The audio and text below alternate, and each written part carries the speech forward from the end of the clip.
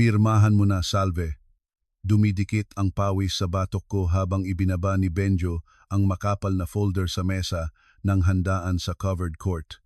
Sa kanan niya, nakapatong ang kamay ni Charmaine sa peking maamong ngiti at sa bilog niyang tiyan. Sa kaliwa, nakatingin sa akin si Aling Veron na para bang ako ang bisitang hindi imbitado sa binyag ng sarili kong pamangkin. Ilipat mo sa pangalan ni Benjo ang Yelo de San Roque ngayong gabi, bulong niya, o baka hindi na makaahon sa lamig ang anak mo, para akong binuhusan ng tubig alat.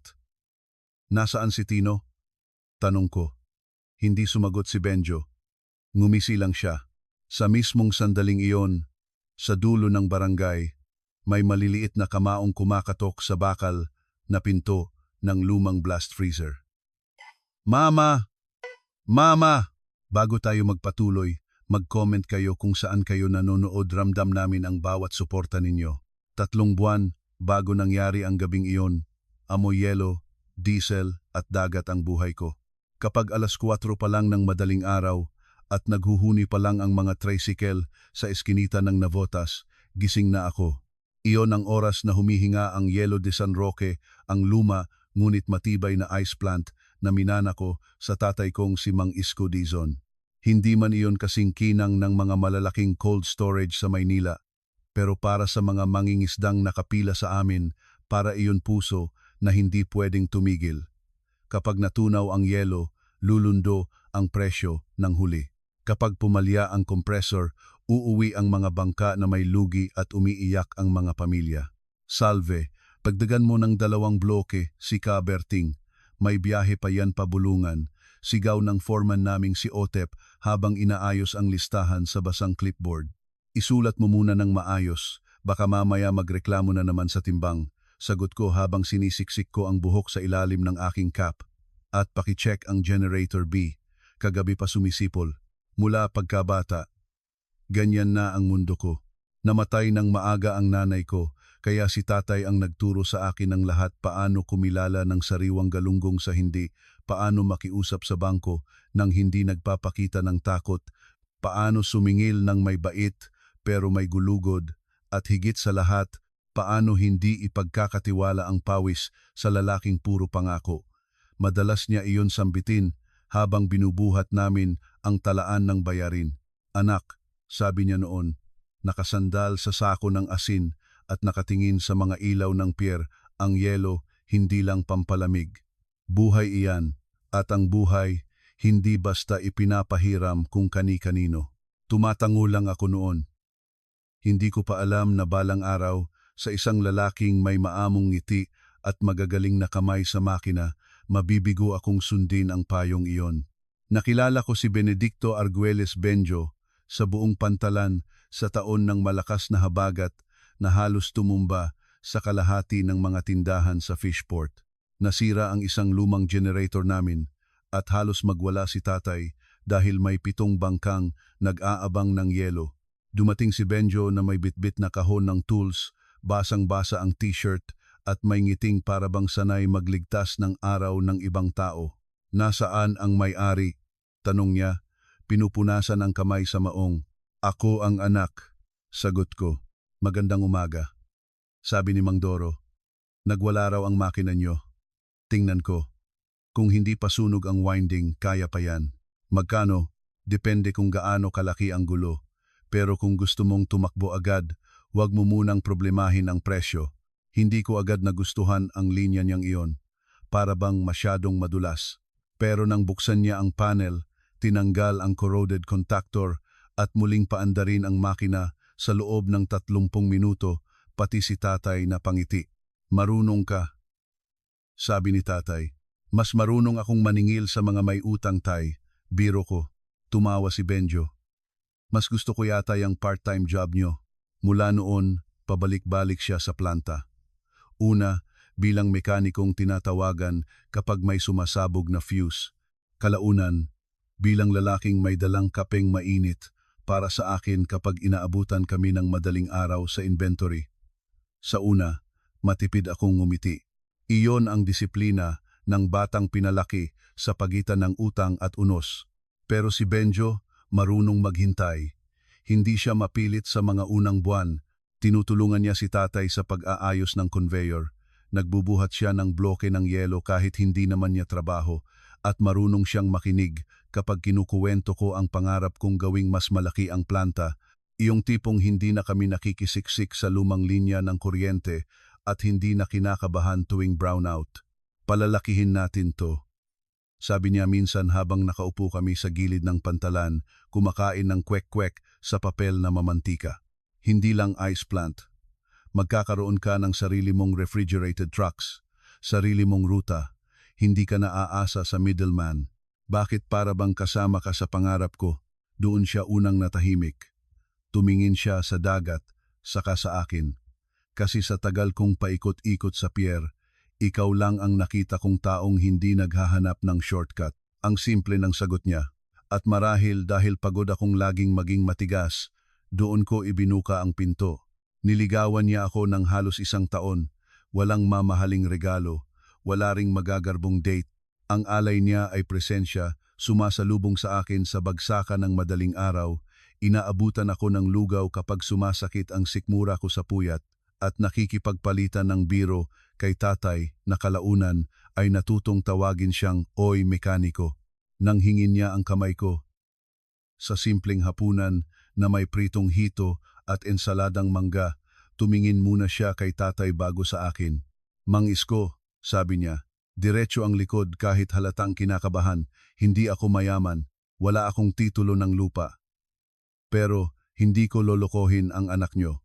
Matagal siyang tinitigan ni tatay. Halos marinig ko ang pagaspas ng bentilador sa dingding. "Hindi sapat ang hindi manloloko," sabi ni tatay. "Kaya mo bang tumayo kapag nalugi? Kaya mo bang umako kapag nagkamali?" "Opo." Madaling magsabi ng opo. "Opo." Ulit niya, mas mahina, pero mas buo. Pumayag si tatay. Nagpakasal kami ng payak lang sa simbahan ng San Roque. Pagkatapos ng misa, sa barangay hall ang handa: pansit, menudo, halayang ube ni Nanay Cora at videoke na para bang uupa ng sariling langit sa lakas. Masaya ako noon, talagang masaya. Hindi dahil sa dami ng bisita o sa ganda ng bulaklak, kundi dahil sa pakiramdam na sa wakas may kahati na ako sa bigat. Sa unang 2 taon ng pagsasama namin, totoo namang maayos si Benjo. Siya ang nag-asikaso ng mga truck rental, ako ang sa accounts. Kapag may supplier na matigas kausap, siya ang bumabangka ng salita. Kapag may bangkong nangangailangan ng papeles, ako ang nagpapirma, nagbabasa, nagtatanong. Na-expand namin ang Yelo de San Roque mula sa simpleng planta tungo sa maliit na negosyo ng cold storage at delivery. Nakakuha kami ng kontrata sa 2 seafood restaurant sa Pasay. Nakabili kami ng 1, tapos 2, hanggang 3 lumang refrigerated truck na dahan-dahan naming pinaayos. Hindi rin naman puro saya. 2 beses akong nakunan. Sa una, 3 buwan pa lang. Sa pangalawa, halos 5 buwan na. Hindi ko malilimutan ang hitsura ni Aling Veron nang dalawin ako sa ospital sa pangalawang beses. Hindi siya yumakap, hindi siya umupo sa tabi ko. Tinitigan lang niya ako na para bang may mali sa katawan ko. "Masama yang puro trabaho," sabi niya habang pinipisil ang rosaryo sa kamay. "Hindi ka makahawak ng bata kung puro ledger ang hawak mo." Nagmukha namang nahihiya si Benjo noon. "Nay, tama na. Nay, tama na." "Anong tama na?" "Totoo naman. Ang babae, inuuna ang bahay. Hindi po ba bahay din itong pinapatakbo ko?" Tanong ko, mahina dahil hilo pa ako sa gamot. Hindi siya sumagot. Mula noon, napansin kong hindi ako lubusang tanggap ng nanay niya. Mabait siya kapag may pakinabang, kapag may paabono sa gamot ng bayaw ko, kapag magpapaaral sa pamangkin, kapag may ipapaayos sa bubong. Pero sa likod ng aking likod, laging may parinig. Matigas ang ulo, masyadong marunong, masyadong lalaki ang trabaho. Pagkaraan ng 3 taon, ibinigay sa amin si Tino. Dumating siyang manipis ang iyak, pero matibay ang kapit. Bininyagan naming Constantino Isko, sa pangalan ng lolo niyang pinakamamahal siya, bago pa siya lumabas ng ospital. Iyon ang unang beses na nakita kong umiyak si tatay mula nang mamatay si nanay. Hindi niya agad binuhat si Tino. Tinitigan muna niya, saka marahang nag-sign of the cross sa noo ng sanggol. May kasama ka nang magpupuyat sa inventory, sabi niya sa akin, nangingilid ang mata. Lumaki si Tino sa amoy ng yelo at tinapa. Marunong na siyang umiwas sa forklift bago pa siya matutong bumilang ng tuwid. Kapag may hika siya, ako ang nagpupuyat sa tabi ng kama. Pero si Benjo rin ang unang bumabangon para kumuha ng nebulizer. Iyon ang dahilan kaya hindi ako agad nagduda nang unti-unti siyang magbago dahil may mabubuting alaala kaming totoong nangyari. Hindi siya halimaw sa simula at iyan ang pinakadelikadong uri ng pagtataksil, iyong dahan-dahan, iyong may halong mga lumang lambing para lituhin ka. Nagsimulang umiba ang ihip ng hangin nang mamatay si tatay. Opisyal, aksidente ang lahat. Isang maulang gabi iyon sa pier. May problema raw sa kable ng lumang auxiliary generator sa likod na bodega. Ayaw daw niyang magpalipas ng gabi, nasira ang backup dahil may paparating na bangkang puno ng tuna. Madulas ang semento, malakas ang ulan, mataas ang tubig. Sinabi sa akin ng mga tao na nadulas siya sa makitid na daanan sa likod at tumama ang ulo bago nahulog sa baha sa gilid ng pantalan. Nang matagpuan siya, wala na. Naalala ko pa ang amoy ng formalin sa ospital, ang nanginginig kong tuhod, at ang kamay ni Benjo sa likod ko. Ako na ang bahala, Salve. Paulit-ulit niyang sabi habang pinipirmahan ko ang mga papel na hindi ko na binabasa sa sobrang wasak ko. Magpahinga ka muna. Ako na sa planta. Ako na sa tao. Ako na sa lahat, at pinaniwalaan ko siya. Pagkamatay ni tatay, para bang isang pinto ang tuluyang nabuksan sa loob ni Benjo, hindi naman bigla. Hindi siya umuwi isang araw na may ibang babae agad. Ang nangyari, unti-unti niyang inangkin ang tono ng may-ari sa mga usapan. Plantahin ko yan sa drivers. I-approve ko muna ang request. Hindi pwedeng hindi ko alam ang galaw ng pera. Kapag may kausap kaming supplier, siya ang humaharap. Kapag may problema sa truck, siya ang nagpapatawag ng meeting kahit wala ako. Noong una, hinayaan ko. Pagod ako sa pagluluksa, pagod akong maging mag-isa. At aminado akong may bahagi sa aking gininhawahan sa pag-aakalang may sumasalo. Hindi ko namalayang habang sumasalo siya sa isang kamay, unti-unti niyang hinihigop ang manibela gamit ang kabila. Makalipas ang isang taon, may sarili na kaming maliit na opisina sa ikalawang palapag ng warehouse. May salaming pinto at aircon na minsan lang gumana ng maayos. Doon ko unang nakita ang pangalang Charmaine Lapuz sa isang CV. Bakit kailangan natin ng Events and Client Relations Officer? Tanong ko, hawak ang papel. Nag-iiba na ang merkado. Salve, sabi ni Benjo, abalang-abala kunwari sa laptop. Hindi lang tayo pang Pierre. Pumapasok na tayo sa hotels, wedding caterers, chain restaurants. Kailangan natin ng taong presentable, marunong magsalita. Hindi ba pwedeng account executive na lang? Para bang ang arte ng titulo? Tumawa siya. Ikaw talaga. Lahat sa'yo dapat yellow at ledger. Lahat sa'yo dapat may English. Ako, nabahala rito. Maiksi lang ang sagot. Pero may bago na iyong himig. Para bang utos. Hindi ko pinansin. Dumating si Charmaine makalipas ang 2 araw, makinis, mabango, lagi ang buhok na para bang hindi dinadapuan ng alat ng hangin sa pantalan. Marunong siyang ngumiti sa tamang anggulo, tumawa sa tamang antas at iparamdam sa kahit sinong kaharap na siya ang pinakaimportanteng tao sa silid. Sanay ako sa mga babaeng palaban sa bagsakan, sa mga tinderang sumisigaw, sa mga laborer na diretsong magsalita. Iba siya, masyadong pinakintab. Ma'am Salve, narinig ko po ang galing niyo sa operations. Sabi niya, sa unang araw, nakaipit ang clipboard sa dibdib. Excited po akong matuto sa inyo. Matuto ka muna sa amoy dito, sagot ko. Hindi nakangiti. Kapag hindi ka nasuka sa unang linggo, may pag-asa ka. Ngumiti siya ng mas malapad. Challenge accepted po. Sa mga sumunod na buwan, Madalas ko siyang makitang malapit kay Benjo, hindi naman palaging magkahawak o may halatang mali siya.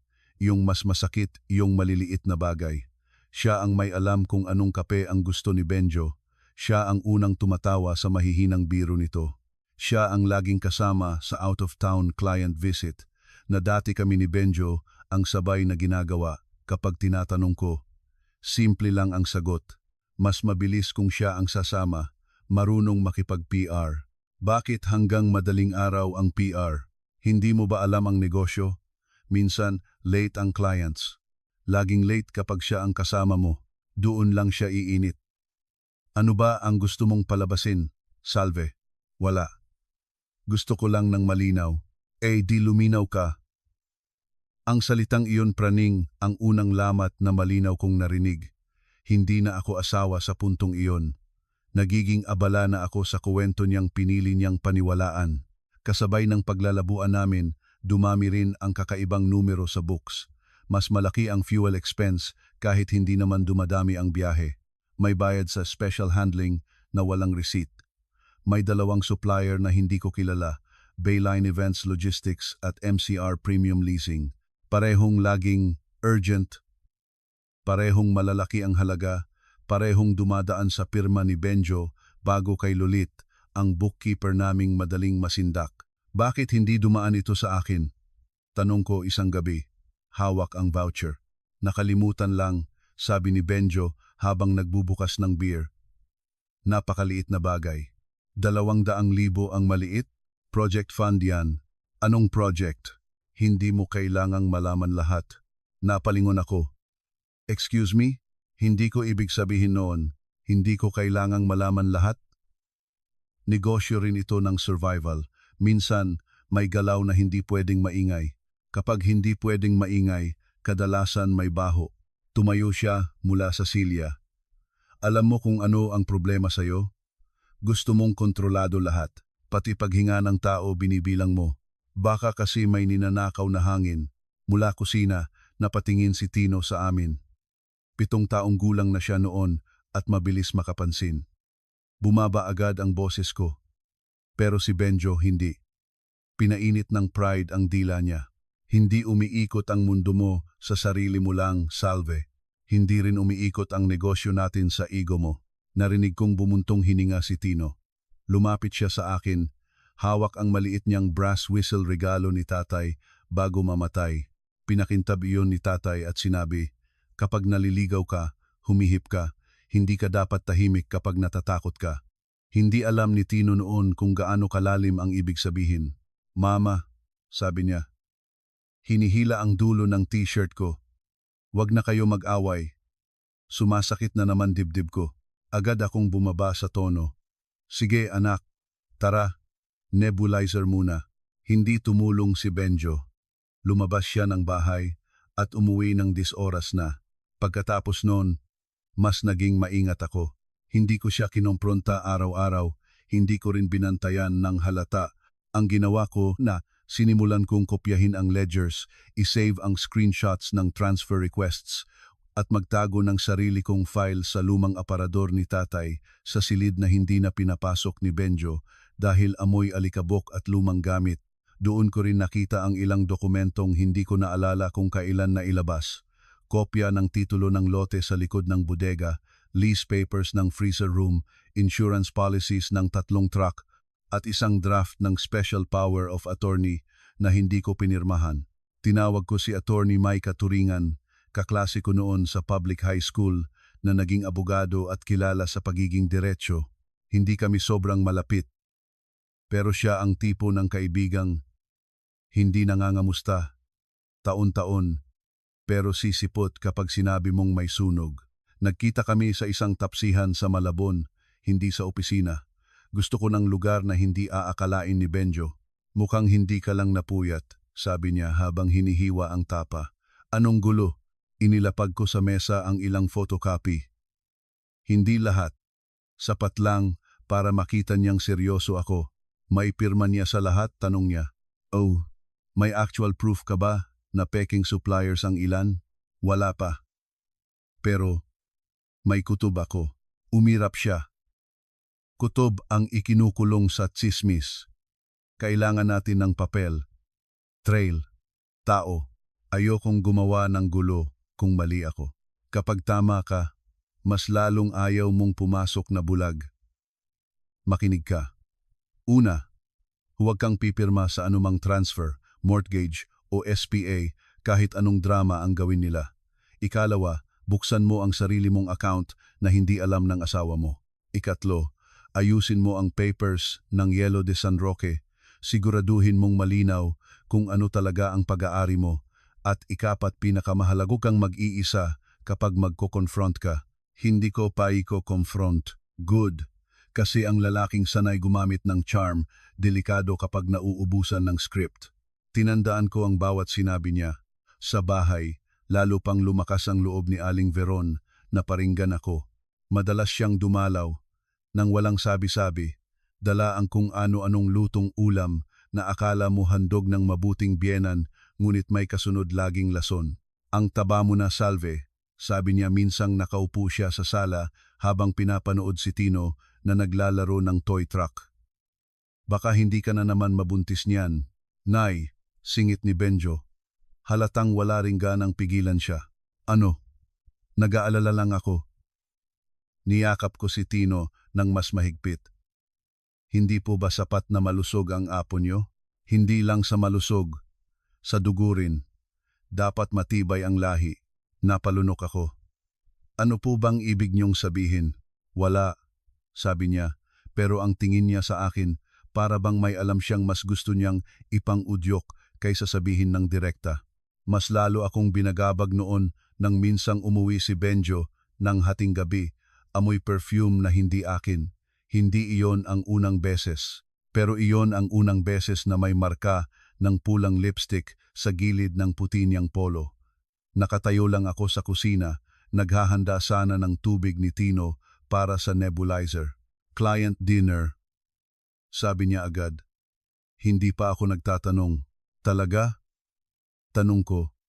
May client na gumagamit ng shade na Scarlet Heat? Tumingin siya sa sarili niyang kuwelyo, saka nagmura ng mahina. Nalian sa akin si Charmaine.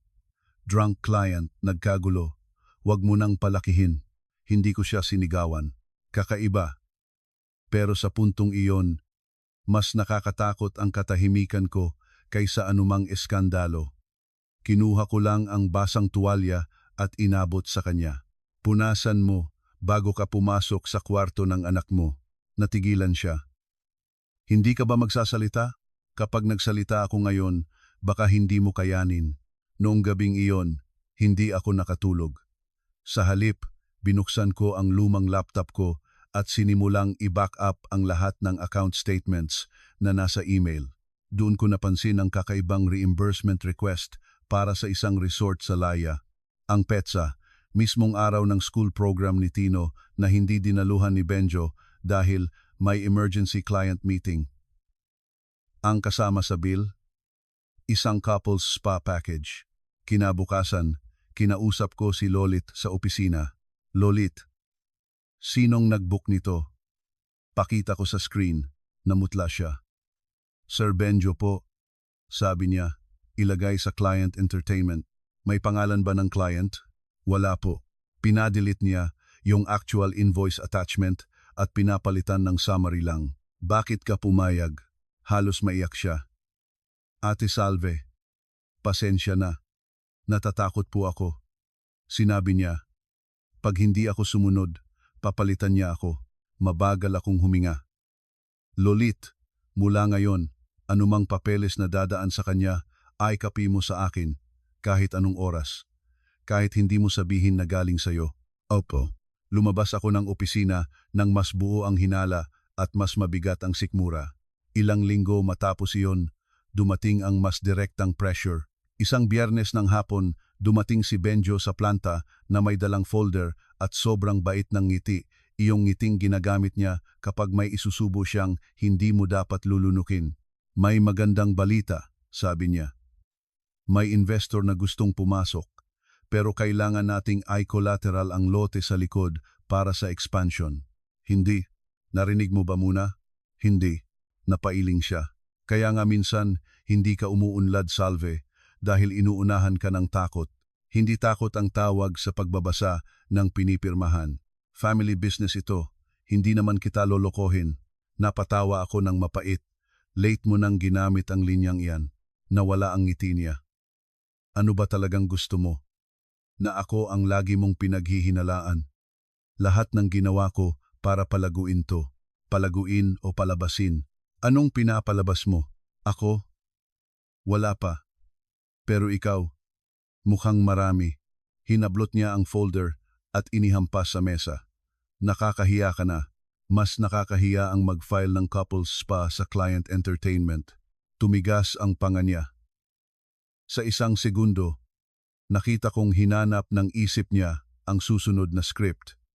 Nang walang makita, galit ang lumitaw. Pinapakalat kanyan ng kung sinu-sinong tao sa opisina. Ako mismo ang nagbabasa. Hindi na siya nagsalita. Lumabas siya, sinisipa ang upuan sa daan. Naisip kong iyon na ang pagsabog. Hindi pa pala. Preludyo pa lang iyon. Makalipas ang ilang araw, si Charmaine mismo ang nagpakita sa bahay namin, bit-bit ang kahong may pastries na para bang bisita sa piyesta. Nasa garahe ako noon at tinutulungan si Tino sa school project na model boat na gawa sa karton. Ma'am Salve, dumaan lang po ako para ibigay ang proposal folder na pinapahanap ni Sir Benjo. Sabi niya, sobrang lambot ng boses. Pwedeng iwan sa mesa sa sala. Ako na po. Pagkapasok niya, naamoy ko agad ang mahal niyang pabango. Minsan, hindi mo kailangan ng ebidensya sa papel. Minsan ang katawan mo na mismo ang nagsasabing may kabastusan sa hangin. Ang ganda po ng bahay niyo. Sabi niya, dahan-dahang umiikot ang tingin sa sala. Para bang resort? Hindi po ito resort, sagot ko. Pinagpaguran ito. Tumango siya, pero may ngiting mapaghamon sa sulok ng labi. Swerte po ninyo kay Sir Benjo, ang sipag niyang tao. Swerte rin siya sa akin. Hindi na siya nakasagot, o baka pinili lang niyang hindi. Nang papaalis na siya, napatingin siya kay Tino na nakasilip mula sa dining area. Hello baby, malambing niyang sabi. Huwag mo akong tawaging baby, sagot ng anak ko. Seryosong seryoso.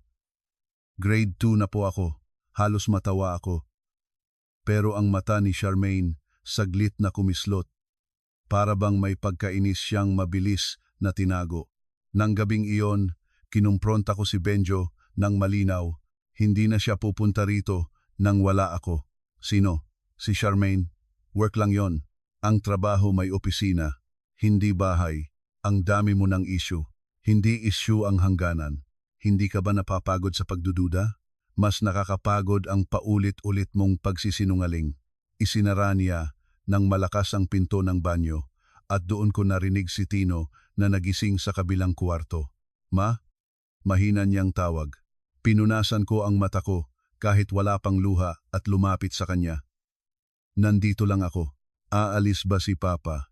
Hindi ko siya agad nasagot. Hindi ko alam, anak. Niyakap niya ang leeg ko. Kapag may bagyo, ikaw lang ang gusto kong kasama. Doon ako muntik gumuho. Pero hindi puwede, hindi sa harap niya. Pagdating ng buwan ng Mayo, umiigting ang init at sabay ding umiigting ang tensyon sa bahay at negosyo. Narinig kong may tsismis sa pier na madalas makitang magkasama si Benjo at Charmaine, hindi lang sa opisina kundi pati sa kasino sa Pasay, sa isang resort sa Batangas at minsan pa sa isang Obgyn clinic sa Monumento. Doon tumagos ang malamig na karayom sa balat ko. Nang gabing iyon, hinintay ko siya sa sala. Hindi ako umakyat, hindi ako natulog.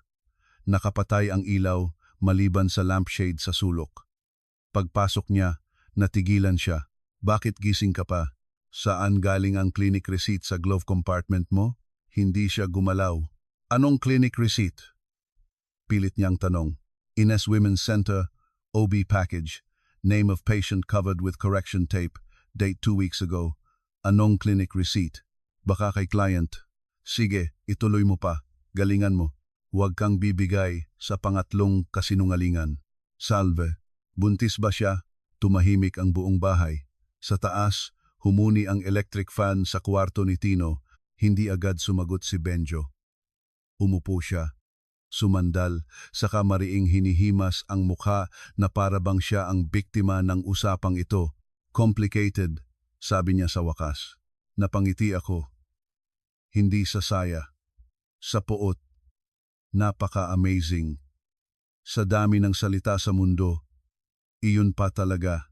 Hindi ko ginusto na maging ganito. Pero ginawa mo. May nangyari. Nadala. Matagal na tayong malayo sa isa't isa. Matagal na tayong malayo dahil unti-unti mo akong itinulak habang pinapakain kita. Hindi ganong kasimple. Simple lang. Niloko mo ako. Nag-angat siya ng tingin. Sa unang pagkakataon, wala na siyang suot na maskara, pagod, inis, at kakaibang pagmamataas ang nakita ko. Buntis siya, sabi niya. 3 buwan. Para bang may humampas na malakas sa dibdib ko, pero hindi ako bumigay. At anong plano mo? Hinihintay ko ang tamang oras para sabihin. Tamang oras? Kailan? Kapag nasa bahay na siya? Hindi ko alam, pero malinaw na malinaw sa'yo kung saan siya dadalhin sa obi, kung saan mo siya itatago, at paano mo ako gagawing tanga. Hindi kita ginagawang tanga. Benjo, tumayo ako. Pakinggan mong mabuti. Hindi ako lalaya sa sarili kong bahay. Hindi ko ililipat ang ice plant. Hindi ako pipirma ng kahit ano. At kung iniisip mong dahil may dinadala siya, may karapatan ka ng yurakan ako sa sarili kong bakuran, magkamali ka lang ng isang hakbang at magsisisi ka. Akala ko matatakot siya.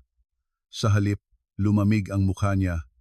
Baka ikaw ang magsisi kung hindi ka marunong makisama. Narinig ko iyon. At sa dami ng banta na natanggap ko sa negosyo sa buong buhay ko, iyon ang unang nanggaling sa sariling asawa ko. Kinabukasan, dinala ko si Tino sa school nang ako mismo ang nagmamaneho. Pagkatapos noon, dumiretso ako kay Attorney Maika. Hindi na sa tapsihan, sa opisina niya na sa Valenzuela. Masyado nang malapit sa apoy. Sabi niya, matapos kong ikwento ang lahat. Salve, makinig ka. Ilipat mo muna ang essential papers, birth certificate ni Tino, land titles, insurance, corporate records. Wag na sa bahay lahat. Gagawin ko. At huwag kang mag-iisa ni Tino ng walang trusted na tao kapag kinumpronta ka ng pamilya nila.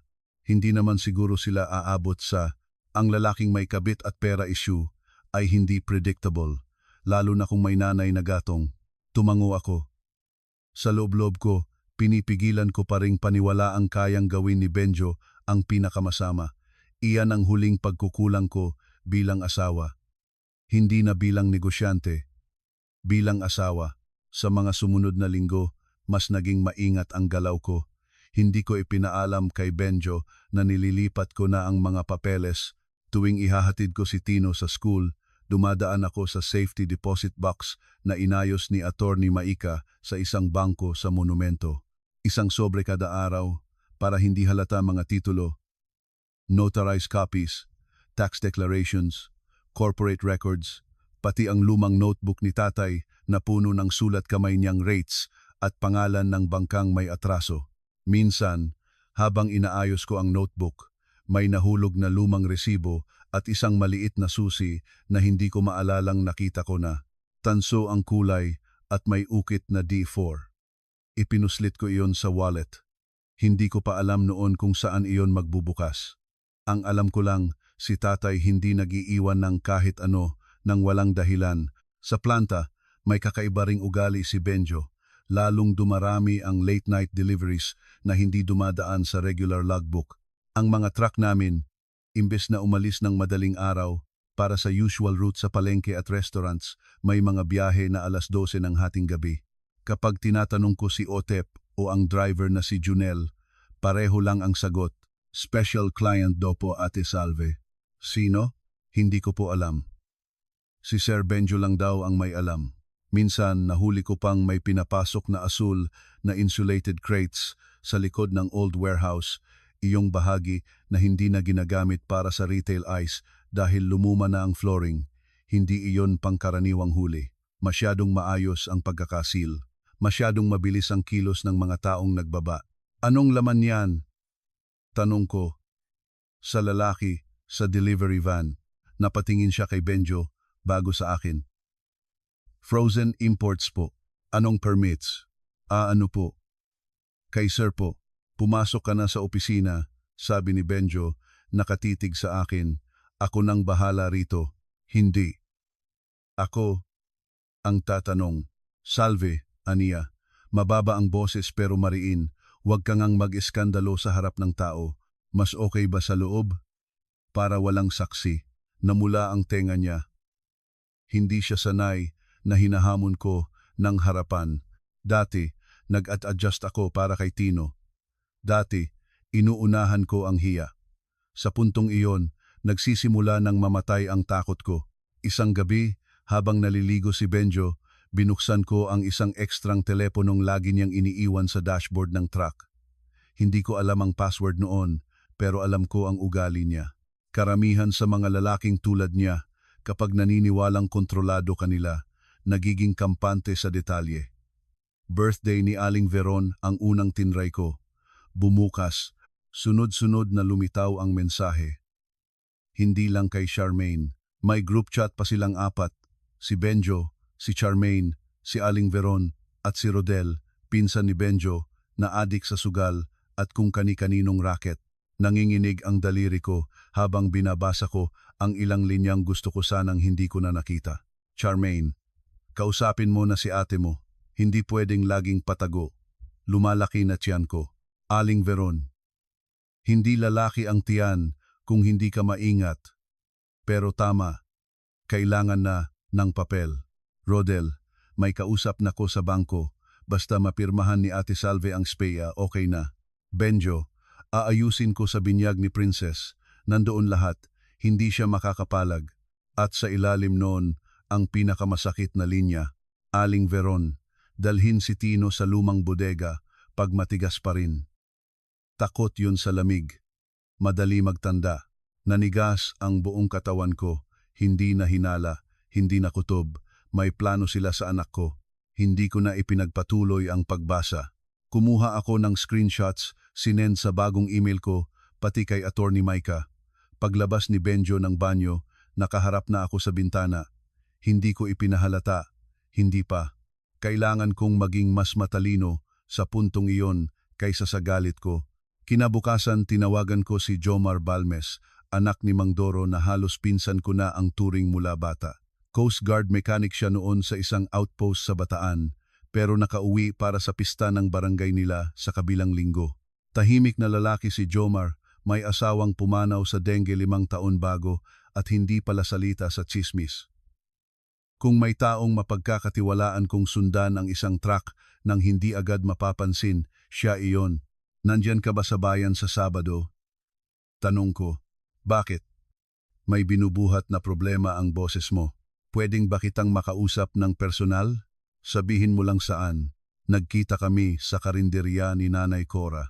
Ikinuwento ko ang nakita ko sa telepono. Hindi siya nag-react agad. Pinagmasdan lang niya ang daan kung saan dumadaan ang mga tricycle sa kadahan-dahang tumango. Kung ganyang kalinaw ang plano nila, huwag mong hintayin ang Sabado ng walang backup. Ayaw ko namang itago si Tino na bigla. Baka mas mag-iingat sila at mawalan ako ng mahahawakang laban. Laban? Salve. Anak mo ang usapan. Alam ko, di unahin mo siya. Umigting ang lalamunan ko. Hindi ko alam kung paano ko pagsasabayin ang proteksyon at pagkuha ng ebidensya. Isa lang ang sigurado, sabi niya. Hindi mo sila haharapin na mag-isa. Tawagan mo ko sa mismong araw. Nasa malapit lang ako. Pumayag ako. Dumating ang araw ng binyag ng pamangkin ni Benjo na si Princess May, anak ng nakababatang kapatid niyang sila Arnie. Malaking handaan sa covered court, may puting lobo, tarpaulin na may baby sa ulap, lechon sa gitna, at videoke machine na para bang sasabog na sa dami ng gustong kumanta ng Through the Years. Sa ibabaw, piyesta ng pamilya. Sa ilalim, bitag. Maaga pa lang, ramdam ko na ang pagdidikit ng mga tingin sa akin. Ilang tiyahin ang biglang bumabati ng sobrang init. Iyong init na may kasamang abot ng leeg para sumilip kung may alitan ba sa mukha ko. Nandoon si Charmaine, nakasuot ng damit na kulay krema na halos mapagkamalang pangbinata sa kasal kung hindi lang may mga pearls. Hindi na niya itinatago ang tiyan niya.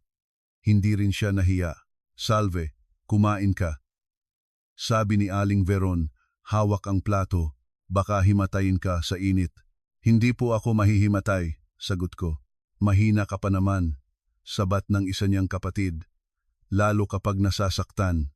May mga tao talagang lumalakas kapag nasasaktan. Sagot ko ulit, diretso ang tingin. Nasa tabi ko si Tino sa simula. Suot niya ang maliit niyang polo at hawak-hawak ang brass whistle sa bulsa, pinaglalaruan ang tali. Maya-maya, tumakbo siya papunta sa mga batang naglalaro malapit sa stage. Sinundan siya ng mata ko. Hindi na ako mapakali mula nang mabasa ko ang chat. Bawat segundo, binibilang ko kung nasaan ang anak ko. Bandang 2:00, matapos ang kainan, tinawag ako ni Benjo sa mesa sa gilid ng stage. Nandoon na ang folder. Nandoon na rin si Charmaine, si Aling Veron, si Rodel, at 2 pang tiyahin na para bang audience sa execution. Pirmahan mo na, Salve, sabi ni Benjo. Halos katulad ng tono sa chat na paulit-ulit kong nabasa sa isip ko. Anong papeles yan? SPA lang. Para sa loan. Expansion ng negosyo natin. Hindi.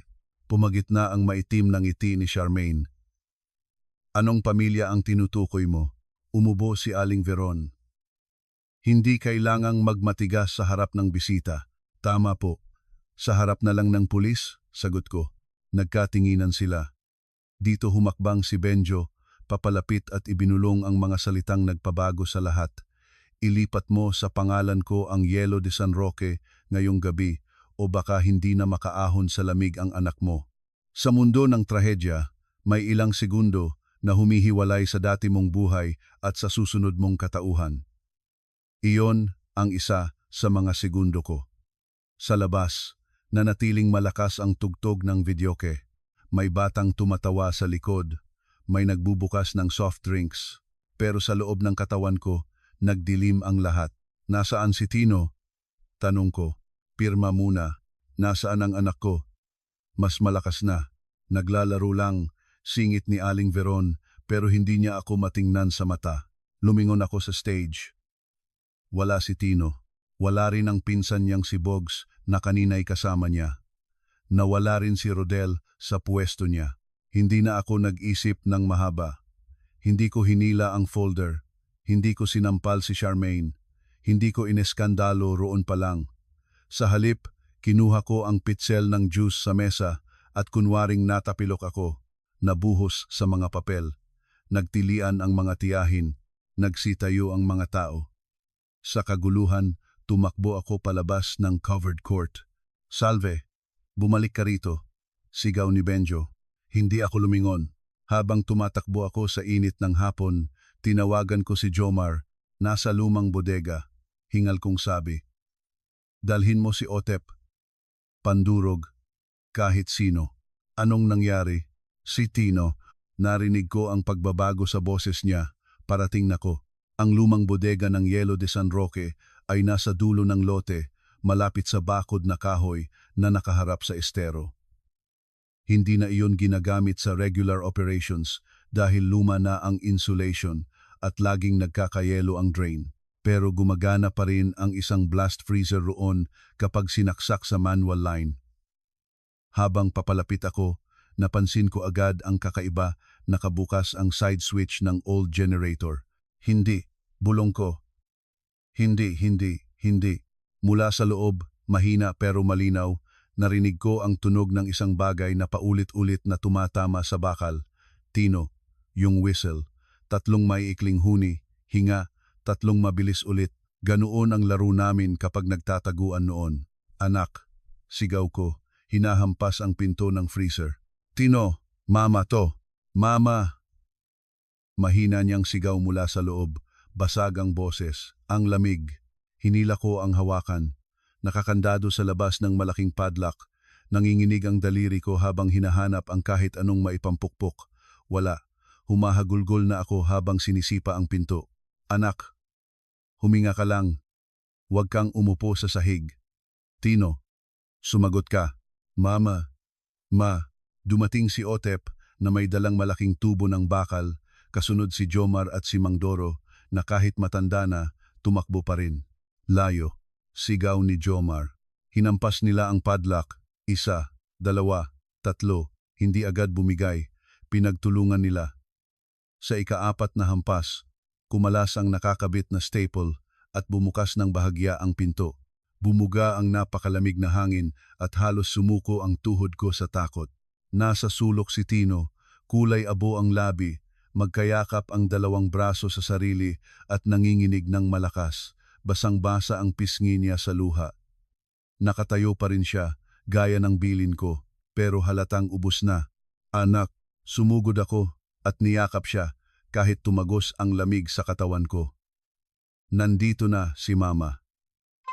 Nandito na, Mama, sabi ni Kuya Bogs. Taguan lang. Halos hindi maunawaan ang salita niya sa tindi ng nginig. Shh! Huwag ka nang magsalita. Tinanggal ko ang panyo sa leeg ko, binalot sa kamay niya, saka humarap kay Jomar. Dalhin natin siya sa klinik.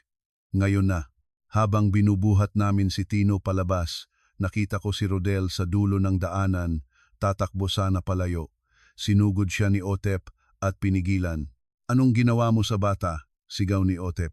Wala, biruan lang. Depensa niya, namumutla.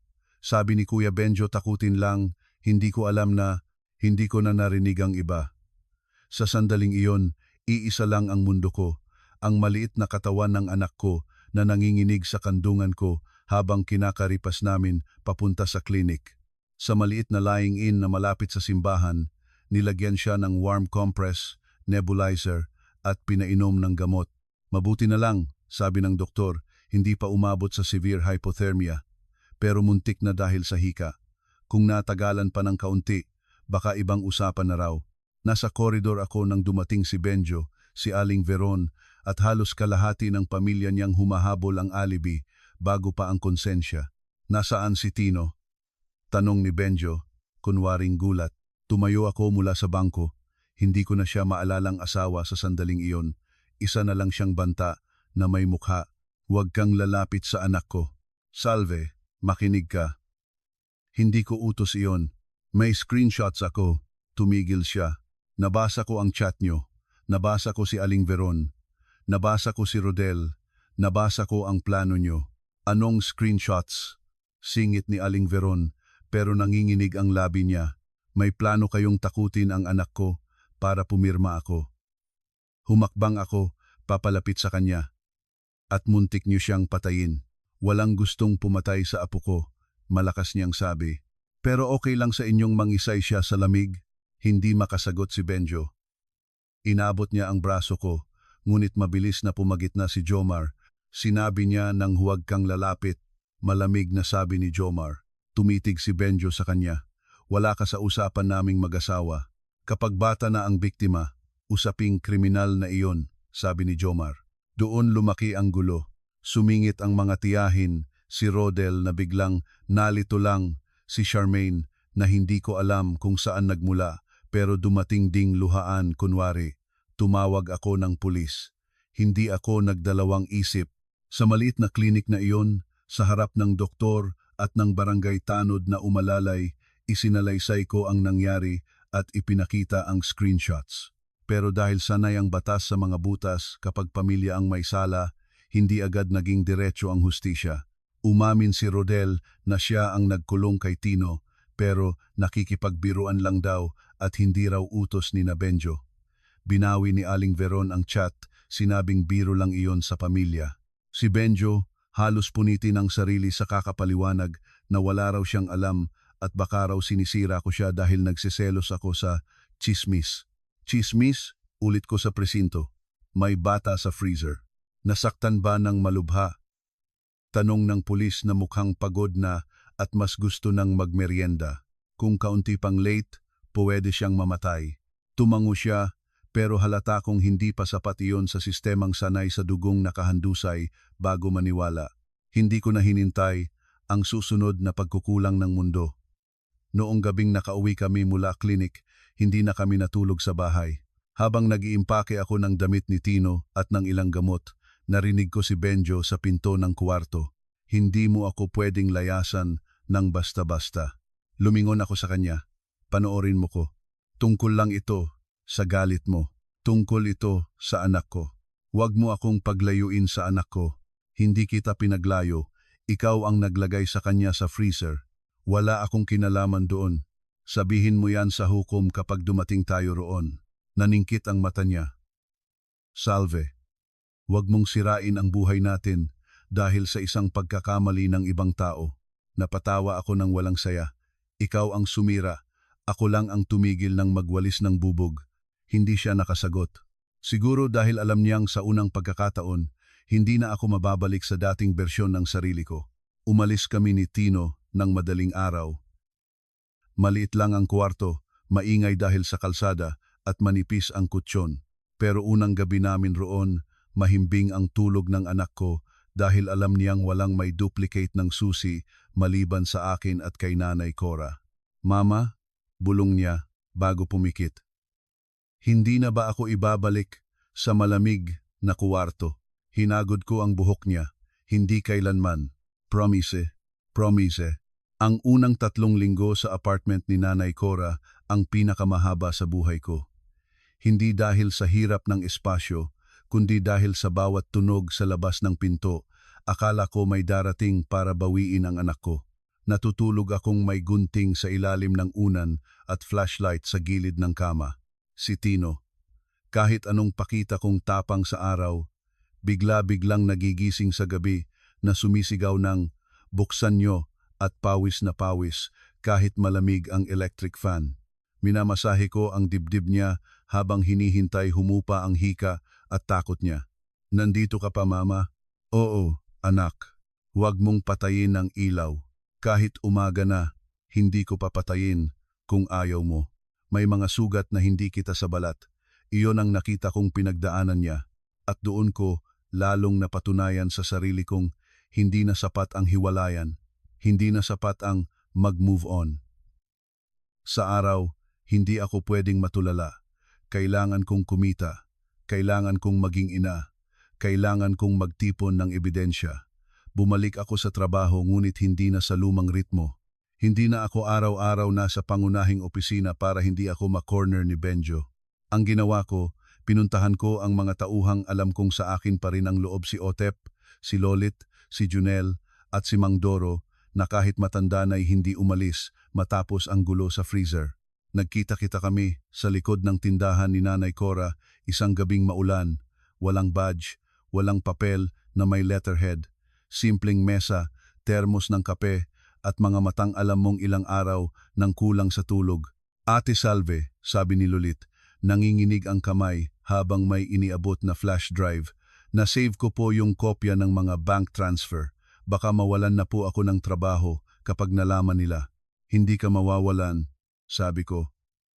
At kung mawalan ka, hindi kita pababayaan. Naglabas din si Sir Benjo ng cash noong 1 linggo. Singit ni Otep. Malaki. Sabi pang maintenance ng old trucks. Pero wala namang inaayos. Magkano? Tanong ko. 300. 300,000?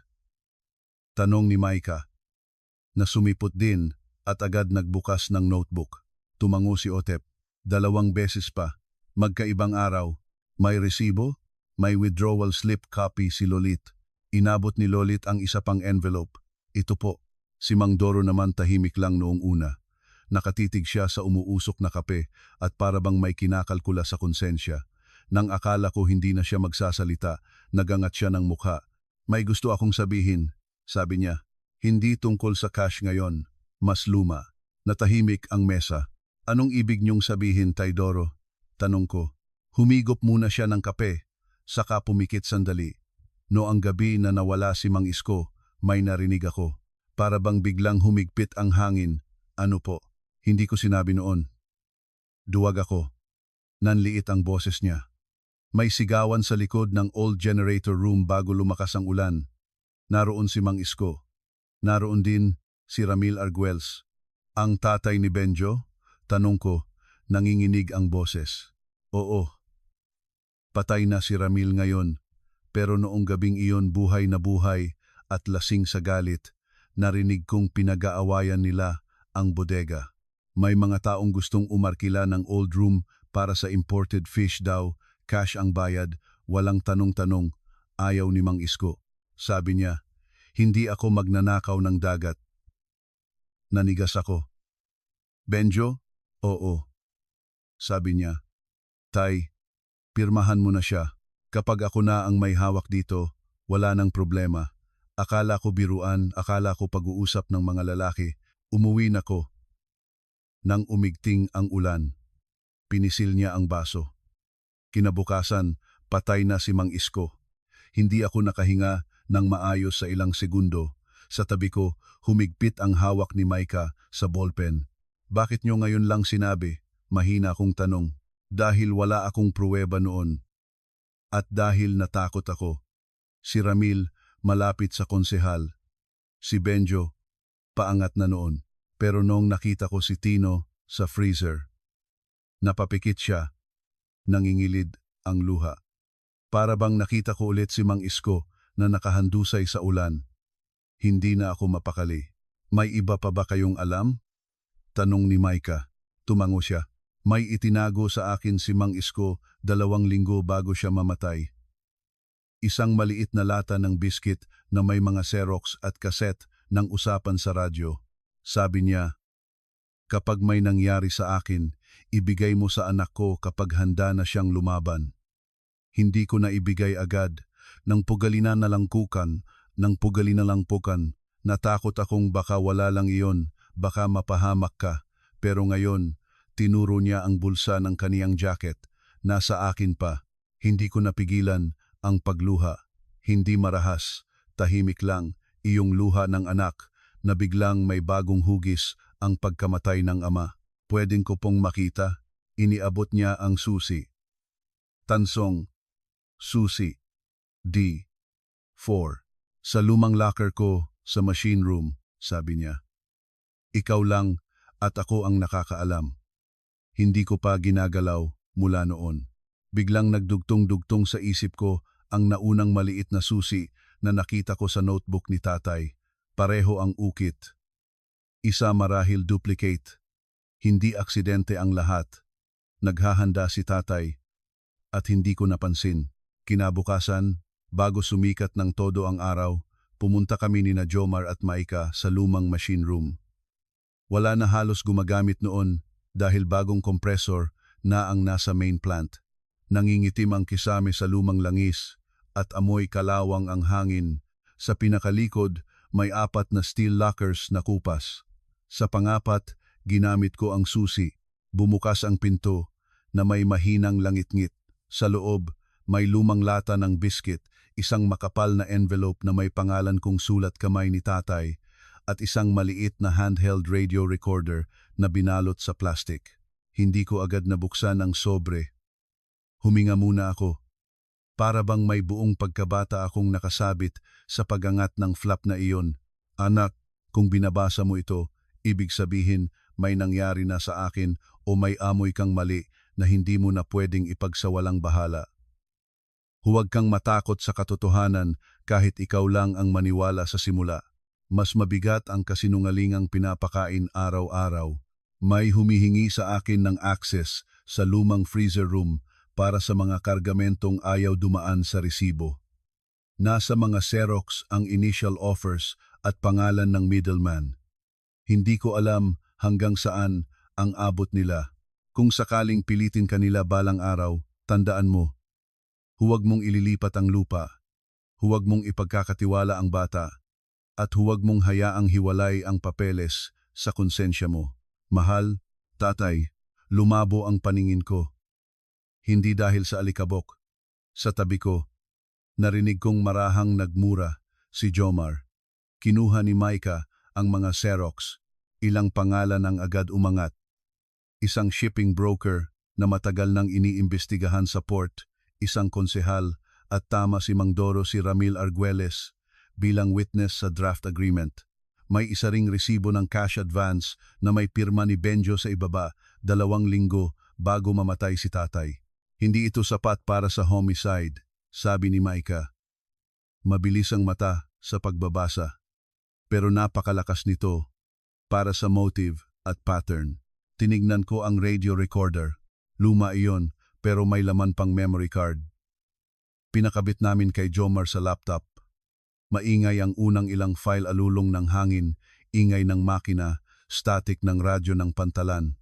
Sa ikalimang file, malinaw ang boses ni tatay. Hindi ko ipapagamit ang bodega sa smuggled import. Pinaghirapan ko to. Hindi ko. Kasunod, boses ng lalaking mas malaki ang yabang kaysa isip. Ramil, Isko, huwag kang magmalinis. Lahat dito kumakain dahil marunong magbulag-bulagan. Hindi ako lahat. May isa pang boses. Mas bata, mas pamilyar. Si Benjo. Tay Isko. Practical lang. Wala namang mawawala kung overnight storage lang. Lumalabas ka na sa tunay mong kulay. Hiho. Huwag niyo naman akong paabutin sa wala, tay. Hindi mo ako tatay. At hindi mo bahay ang Yelo de San Roque. Biglang may lagabog, para bang natamaan ang recorder. Sumunod ang malakas na ulan at nagputol-putol na salita. Sa'yo rin mapupunta. Salve, hindi ko ibibigay kung hindi ka pipirma. Tapos static. Ibinaba ko ang laptop at napaupo sa sako ng lumang gasket. Hindi na buo ang hinala ko. Isa na iyong anyong may buto at laman. Hindi man direktang pinatay kita. Malinaw na may banggaan, may interes, may pagtatangka, at sa pattern ng ginawa nila kay Tino, hindi na mahirap paniwala ang kayang-kaya nilang lumampas sa moral na bangin. Anong susunod? Tanong ni Jomar. Ano pa? Sagot ni Maika. Build the case, financial fraud, child endangerment, coercion, attempted illegal transfer. At kung may mahagip tayong sapat, i-reopen ang death inquiry ni Mang Isko. Hindi madali ang susunod na mga linggo. Si Benjo, marunong umarte na para bang siya ang inaapi. Kumalat sa komunidad ang bersyon niyang ako raw ay nasiraan ng bait sa selos at ako raw mismo ang gumagamit kay Tino para siraan siya. Si Charmaine naman biglang naging mapagpakumbabang buntis sa social media, mga post ng Bible verse, larawan ng paa niyang namamaga, caption na God sees all pain. Minsan, gusto kong ihagis ang telepono sa estero sa inis, pero pinigilan ko ang sarili ko. Ang katotohanan, lalo kapag hinihila sa putik, hindi lumalakas sa pag-iyak, lumalakas sa dokumento. Nagpa-audit kami ng palihim gamit ang tulong ng dating accounting professor ni Maika na consultant na ngayon sa private firms. Pinadaan namin sa kanya ang copies ng ledgers at bank transfers. Sa loob ng 10 araw, may preliminary report na kami. Mahigit 9 milyong piso ang nawawala sa loob ng 13 buwan. May mga payments sa peking suppliers, may duplicate fuel charges, may ghost repairs, at ang pinakamasama, may recurring transfer sa account ng Bailin Events Logistics na nang matrace ng kaibigan ni Maika sa SEC records, nakapangalan sa pinsan ni Charmaine. Classic laundering, sabi ng consultant. Hindi pa man tayo nakakarating sa smugglers, may malinis na estafa at qualified theft na. Qualified theft, laban kanino? Tanong ko. Kung mapapatunayan mong ikaw o ang corporation ang may actual control at siya ang nag-abuse ng confidence, pasok. Pinikit ko ang mata ko. Iyon ang unang gabi matapos ang freezer incident na nakaramdam akong hindi lang kami nagtatago. Nagsisimula na kaming umatake, pero ang buhay hindi puro kaso at paghihiganti. Sa apartment namin sa itaas ng karinderya, kailangang may baon si Tino, kailangang may panggamot, kailangang may normal na araw kahit paano. Hindi ko siya binalik agad sa parehong school dahil natatakot siyang dumaan sa kalsadang makikita si Bogs at ang ilang kamag-anak ni Benjo. Nag-transfer muna kami sa maliit na private school sa Malabon na inirekomenda ni Nanay Cora. Mas mahal, mas malayo, pero mas tahimik. Isang umaga, habang sinusuklayan ko siya, bigla niya akong tinanong, "Mama, bakit hindi ako hinahanap ni Papa?" Huminto ako. Hinahanap ka niya.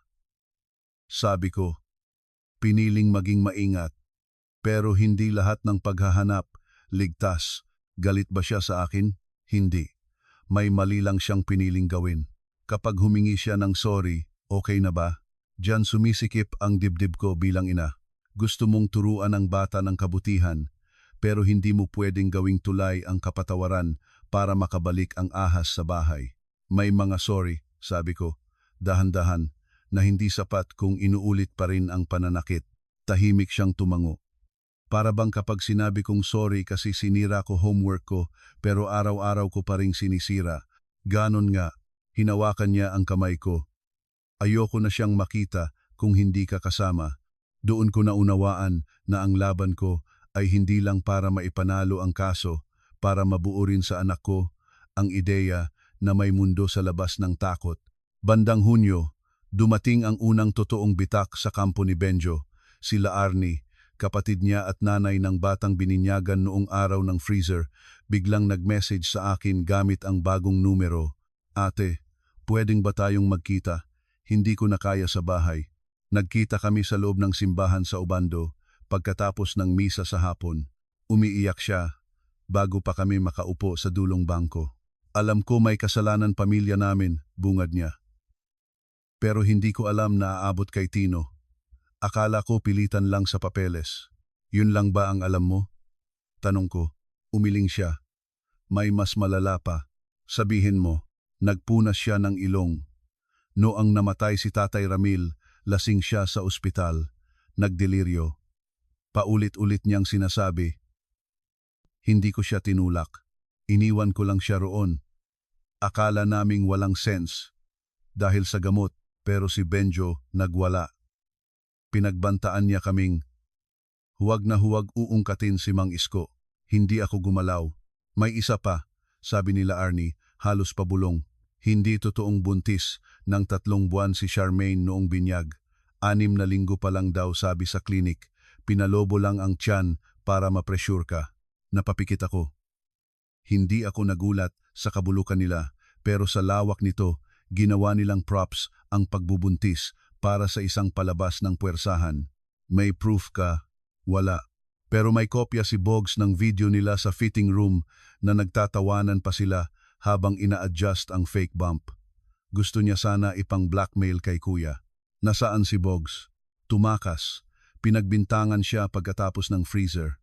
Napahagulhol sila Arnie. Ate, patawarin mo ko. Duwag ako. Hindi ako nagsalita agad. Hindi ko siya niyakap. Hindi ko rin sinermonan.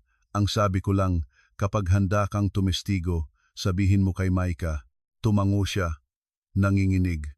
Noong gabing iyon, pagkatapos kong patulugin si Tino, tinawagan ko si Maika at ipinasa ang lahat ng bagong impormasyon. Tahimik siyang nakinig, tapos nagsabi ng tanging linya na gusto kong marinig. Panahon na para pabilisin. Paano? Hindi sila dapat maunang makapaglipat ng assets o makapagtago ng records. Gagamitin natin ang financial fraud para ma-freeze ang access ni Benjo sa company operations. Pero kailangan natin ng public venue para hindi nila maspin na ikaw lang ang naninira. May venue ka na? Nagkaroon ng maikling katahimikan sa linya. May board meeting ba ang cooperative? O anumang event na aasahan niyang aagawin niya ang narrative? Naalala ko agad ang paparating na araw ng mangingisda sa San Roque, malaking pagtitipon ng mga operators, suppliers at barangay officials sa covered court sa tabi ng fishport. Doon planong ianunsyo ni Benjo ang new partnership program sa mga maliliit na bangka. Narinig ko noon pa mula kay Otep na ginagamit niya ang event para patunayan sa komunidad na siya pa rin ang mukha ng negosyo. Meron, sabi ko. At gusto niya roong magmukhang tagapagligtas. Mas maganda, sabi ni Maika, doon natin siya hubaran. 1 linggo bago ang araw ng mangingisda, gumalaw kami na parabang mga taong nagbubunot ng tinik sa ilalim ng balat ng isang higanteng hayop. Maliit ang galaw, pero dapat eksakto. Si Maika ang humawak sa legal strategy. Si Jomar ang sa tao sa Pierre. Ako ang sa records at sa mga loyal na trabahador. Si Tino, Sa unang pagkakataon sa loob ng ilang buwan, nagsimulang ngumiti ng hindi pilit dahil pinayagan ko siyang tumulong sa kusina ni Nanay Cora tuwing hapon, nagtitiklop ng paper napkin, nag-aayos ng kutsara at minsan gumuguhit ng mga bangkang may pangalan naming mag-ina sa gilid. "Mama, pwede bang lagyan ko ng superhero cape ang truck?" Tanong niya habang nagkukulay. "Bakit?" "Para hindi na siya matakot sa lamig." Napatigil ako sa paghihiwa ng sibuyas. Minsan, ang mga bata hindi diretsyong nagsasabi ng trauma. Iniiba lang nila ang anyo para kayanin. "Lagyan mo," sabi ko. "Pula," ngumiti siya. "Mas gusto ko asul. Para bang dagat. Mas bagay nga." Sa labas ng maliit naming normal, patuloy ang pag-iinit ng laban. Nakakuha si Maika ng temporary restraining order laban sa unilateral disposal ng assets ng Yelo de San Roque at ng mga related corporate accounts base sa mga unang dokumentong inihain namin. Hindi pa iyon final na panalo, pero sapat para mataranta si Benjo. Sunod-sunod ang tawag niya mula sa iba't ibang numero. Hindi ko sinagot. Minsan, nagvo-voice message siya. "Salve, ayusin natin to," nang hindi dinadala sa korte.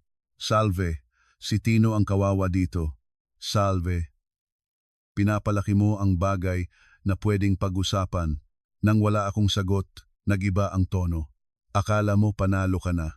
Wala ka kung wala ang mga koneksyon ko. Mag-iingat ka. Hindi lahat ng hawak mong tao loyal sa pera."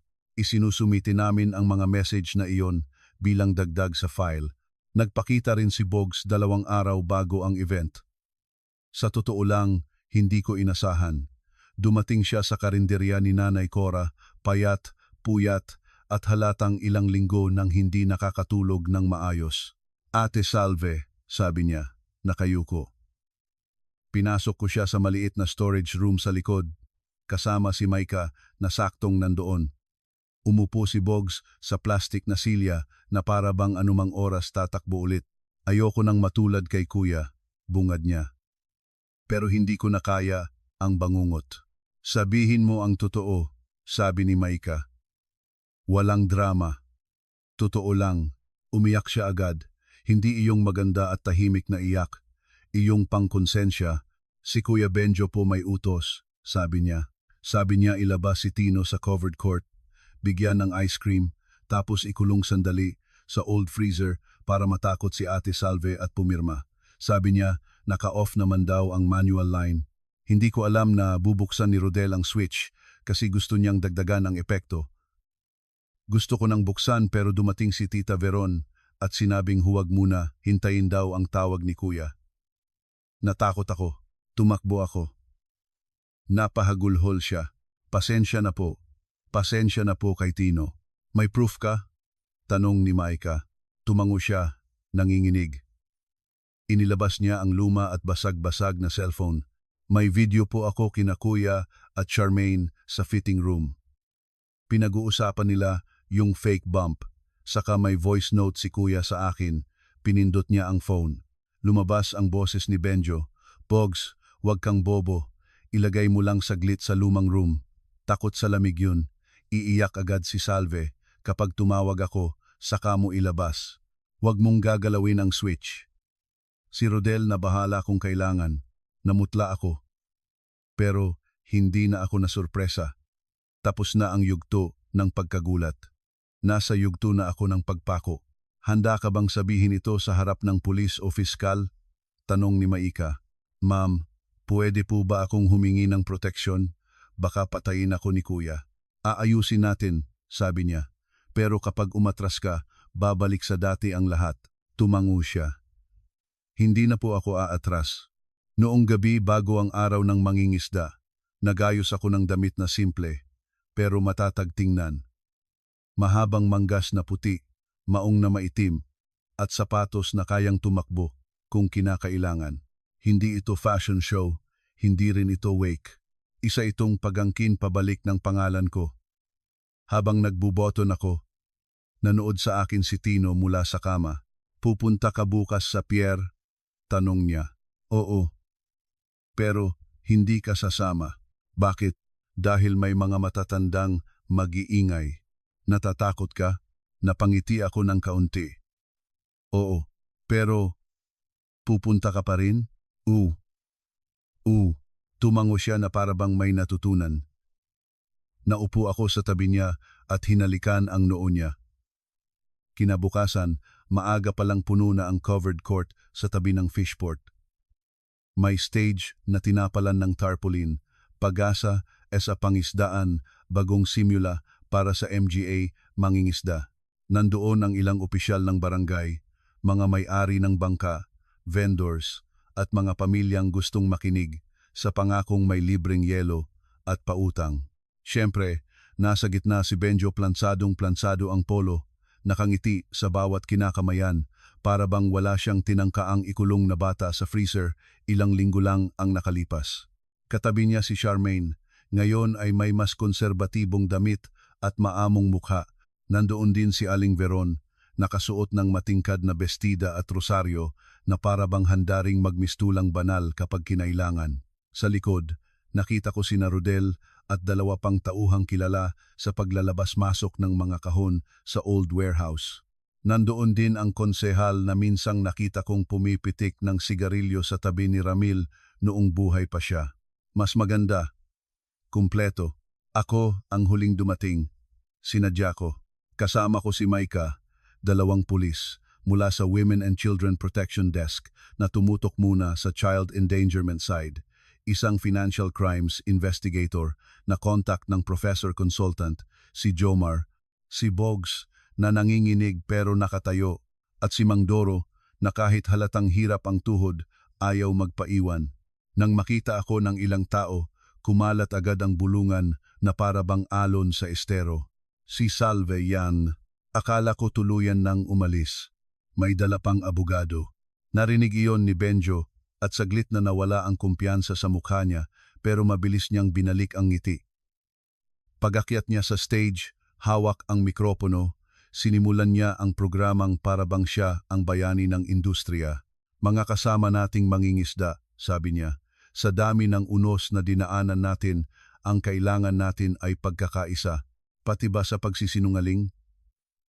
Sabi ko, malakas at sapat para marinig ng unang hanay. Naputol ang sinasabi niya. Lumingon ang lahat. Tahimik na bumigat ang paligid. Salve, sabi niya. Pilit pa ring nakangiti. Mabuti at nakarating ka. Sana hindi ka gagawa ng eskandalo rito. Hindi ako. Katotohanan ang gagawa. Humakbang si Maika sa harap. Good morning, attorney.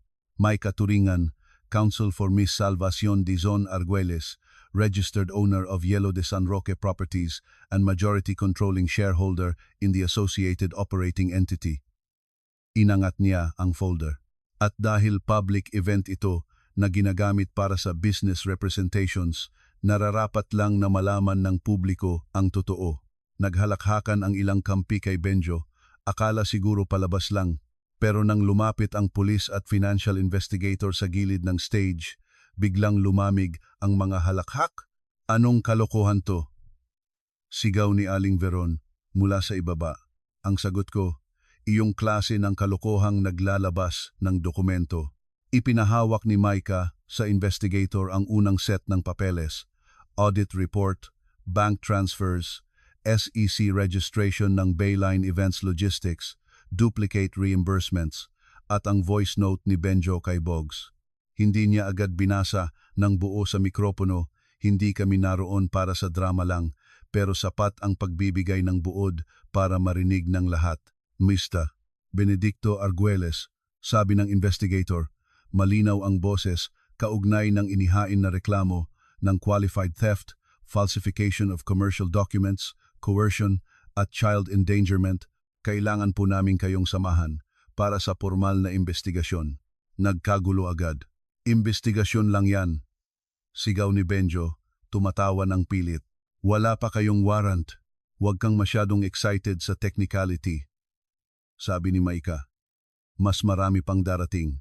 Sinisiraan mo ako sa harap ng tao, Salve. Lumingon siya sa crowd. Mga kabarangay, alam niyo kung gaano ko ito binuo. Ginagamit lang niya ang pera para yurakan ako. Ako, tanong ko. Sige, pakinggan natin ang boses mo mismo. Ibinigay ni Jomar sa sound operator ang audio file na inihanda namin. Sa una, umugong lang ang speaker. Tapos malinaw na lumabas ang boses ni Benjo. Ilagay mo lang saglit sa lumang room. Takot sa lamig yun, iiyak agad si Salve. May collective gasp mula sa mga tao. Ang ilan, automatic tumingin kay Aling Veron. Ang ilan naman kay Charmaine, na halatang nawalan ng dugo sa mukha. Hindi ako yan, sigaw ni Benjo. Edited yan. Talaga? Tanong ni Micah. Sige, dagdagan natin. Sunod na pinatugtog ang recording ni tatay. Hindi buo. Pero sapat ang bahagi. Hindi ko ipapagamit ang bodega sa smuggled import. Kapag ako na ang may hawak dito, hindi mo bahay ang Yelo de San Roque, tumahimik ang buong covered court. Kahit ang mga batang tumatakbo kanina, tumigil. Boses ni Mang Isko, yan. Bulong ng isang matandang operator sa likod. Totoo ba yan? Sabi ng isa pa. Nakita kong nanigas ang konsehal sa third row. Umayos siya ng upo na para bang gusto nang umalis pero hindi makagalaw. Sinong nagbigay niyan? Sigaw ni Aling Veron. Patay na ang may gawa, paninira iyan. May witness kami, sabi ni Maika. Inakyat sa gilid ng stage si Mang Doro. Nanginginig siya, pero hindi sa takot lang. Sa bigat ng paglabas ng sikreto. Ako, sabi niya sa mikropono. Ako ang nakarinig sa away noong gabing iyon. Duwag ako noon, pero hindi na ngayon. Naghiyawan ang mga tao. Ang iba nagtanong, ang iba nagmura, ang iba biglang nagvideo sa cellphone. Lumapit si Benjo sa akin, hindi na nakangiti. Ano ba ang gusto mo? Sirain ako. Sirain mo, buong hanap buhay ng tao rito. Huwag kang magtago sa likod ng mangingisda, sabi ko. Hindi sila ang nagkulong sa anak ko. Hindi sila ang nagnakaw. Hindi sila ang nanloko. Kung hindi dahil sa akin, wala kang deliveries, wala kang mga kontrata. Kung hindi dahil sa akin, wala kang truck, wala kang puwesto, wala kang mikropono sa harap mo ngayon. Tumigas ang mukha niya. Mataas lang tingin mo sa sarili mo dahil may pera ka. Mababa ang tingin ko sa iyo dahil ginamit mo ang bata. Napansin kong nag-iiba ang hinga niya. Ganoon siya kapag pasabog na ang galit. Gusto kong umatras, pero hindi ako umurong. Siguro dahil buong buwan ko na itong kinakatakutan at wala nang natitira pang dapat iligtas sa loob ng sarili ko maliban sa dignidad ko. Huwag mo akong ilagay sa sulok, Salve. Sabi niya, pasigaw na. Matagal mo nang inilagay ang sarili mo roon. Hindi mo ako kayang ipakulong. Subukan mo. Sa isang kisap mata, gumalaw siya. Hindi suntok. Mas pangit sinunggaban niya ang braso ko at hinatak papalapit, iyong tipong gusto niya akong yurakan sa harap ng madla para mabawi ang dominasyon. Pero hindi na ito ang bahay namin kung saan takot akong marinig ng anak ko. Bago pa ako tuluyang mahila, sinalag siya ni Jomar at ng pulis. Bitawan mo siya. Sigaw ng pulis. Nagpumiglas si Benjo. Lahat kayo traidor. Lahat kayo, binayaran niya. Ay loko, sigaw ni Nanay Cora mula sa baba ng stage. Kahit tapsilog ko, hindi ka na makakautang. Humalakhak ang ilan, pero nerbiyos na tawa iyon. Habang hawak ng pulis ang braso niya, si Charmaine naman biglang sumabog. Anong titig tingin niyo sa akin? Sigaw niya sa crowd. Hindi lang naman ako ang kabit dito sa pantalan. Aba, may time pang mangdamay. Banat ng isang tinderang nasa likod, sinubukan niyang lumapit kay Benjo. Sabihin mo sa kanila. Sabihin mong hindi lang ako ang may alam sa pera. Sabihin mong ikaw ang may pakana sa bailin. Tumahimik ka, sigaw ni Benjo. Doon tuluyang gumuho ang kampo nila. Kapag naubusan ng script ang mga sinungaling, sila ang unang nagsasabuyan ng gasolina. Ako? Ako ang tatahimik? Sigaw ni Charmaine. Umiiyak na. Ikaw itong nagsabing sayo na mapupunta ang planta kapag wala na ang matanda at bumigay si Salve. Ikaw ang nagutos kay Boggs. Ikaw ang may contact sa imported boxes. Ako pa ngayon ang itatahimik mo. Mula sa likod, narinig ko ang malakas na pagsinghap ng mga tao. Mismong si Aling Veron na paatras. "Charmaine!" sigaw niya. "Baliw ka na ba?" "Hindi ako baliw," sabi nito. "Ginamit nyo lang ako, pati itong bata props nyo para makuha ang lupa. Hindi ko alam kung alin ang mas malamig sa balat ko. Ang paggamit niyang props, ang pagbubuntis sa umpisa, o ang pagdinig sa publiko ng dugtong-dugtong na kasakiman nila. Pero isang bagay ang malinaw, dumarami ang saksi. Doon na ipinuwesto ng pulis si Benjo sa gilid ng stage at pinaalalahanang huwag ng manggulo. Hindi pa iyon full arrest sa lahat ng charges, pero hindi na siya makakalakad na para bang hari sa sarili niyang palabas. Inihiwalay si Charmaine at kinuha ang statement niya. Si Aling Veron nagwawala sa baba, isinusumpa ako, si Maika, pati ang mga pulis. "Sinisira niyo ang pamilya namin," sigaw niya. Lumingon ako sa kanya. "Hindi ako. Katotohanan. Ma, hindi doon nagtapos ang araw. Pagkatapos ng event, sumama kami sa presinto para sa formal sworn statements. Nandoon si Bogs, nandoon si Mang Doro, nandoon sila Arnie. Nasa wakas, sumipot at nagpasyang magsalita. Nandoon din ang financial investigator na nagbigay linya sa fiscal para sa agarang preservation ng records at freezing ng ilang accounts na konektado sa peking suppliers. Mahaba, magulo, nakakapagod.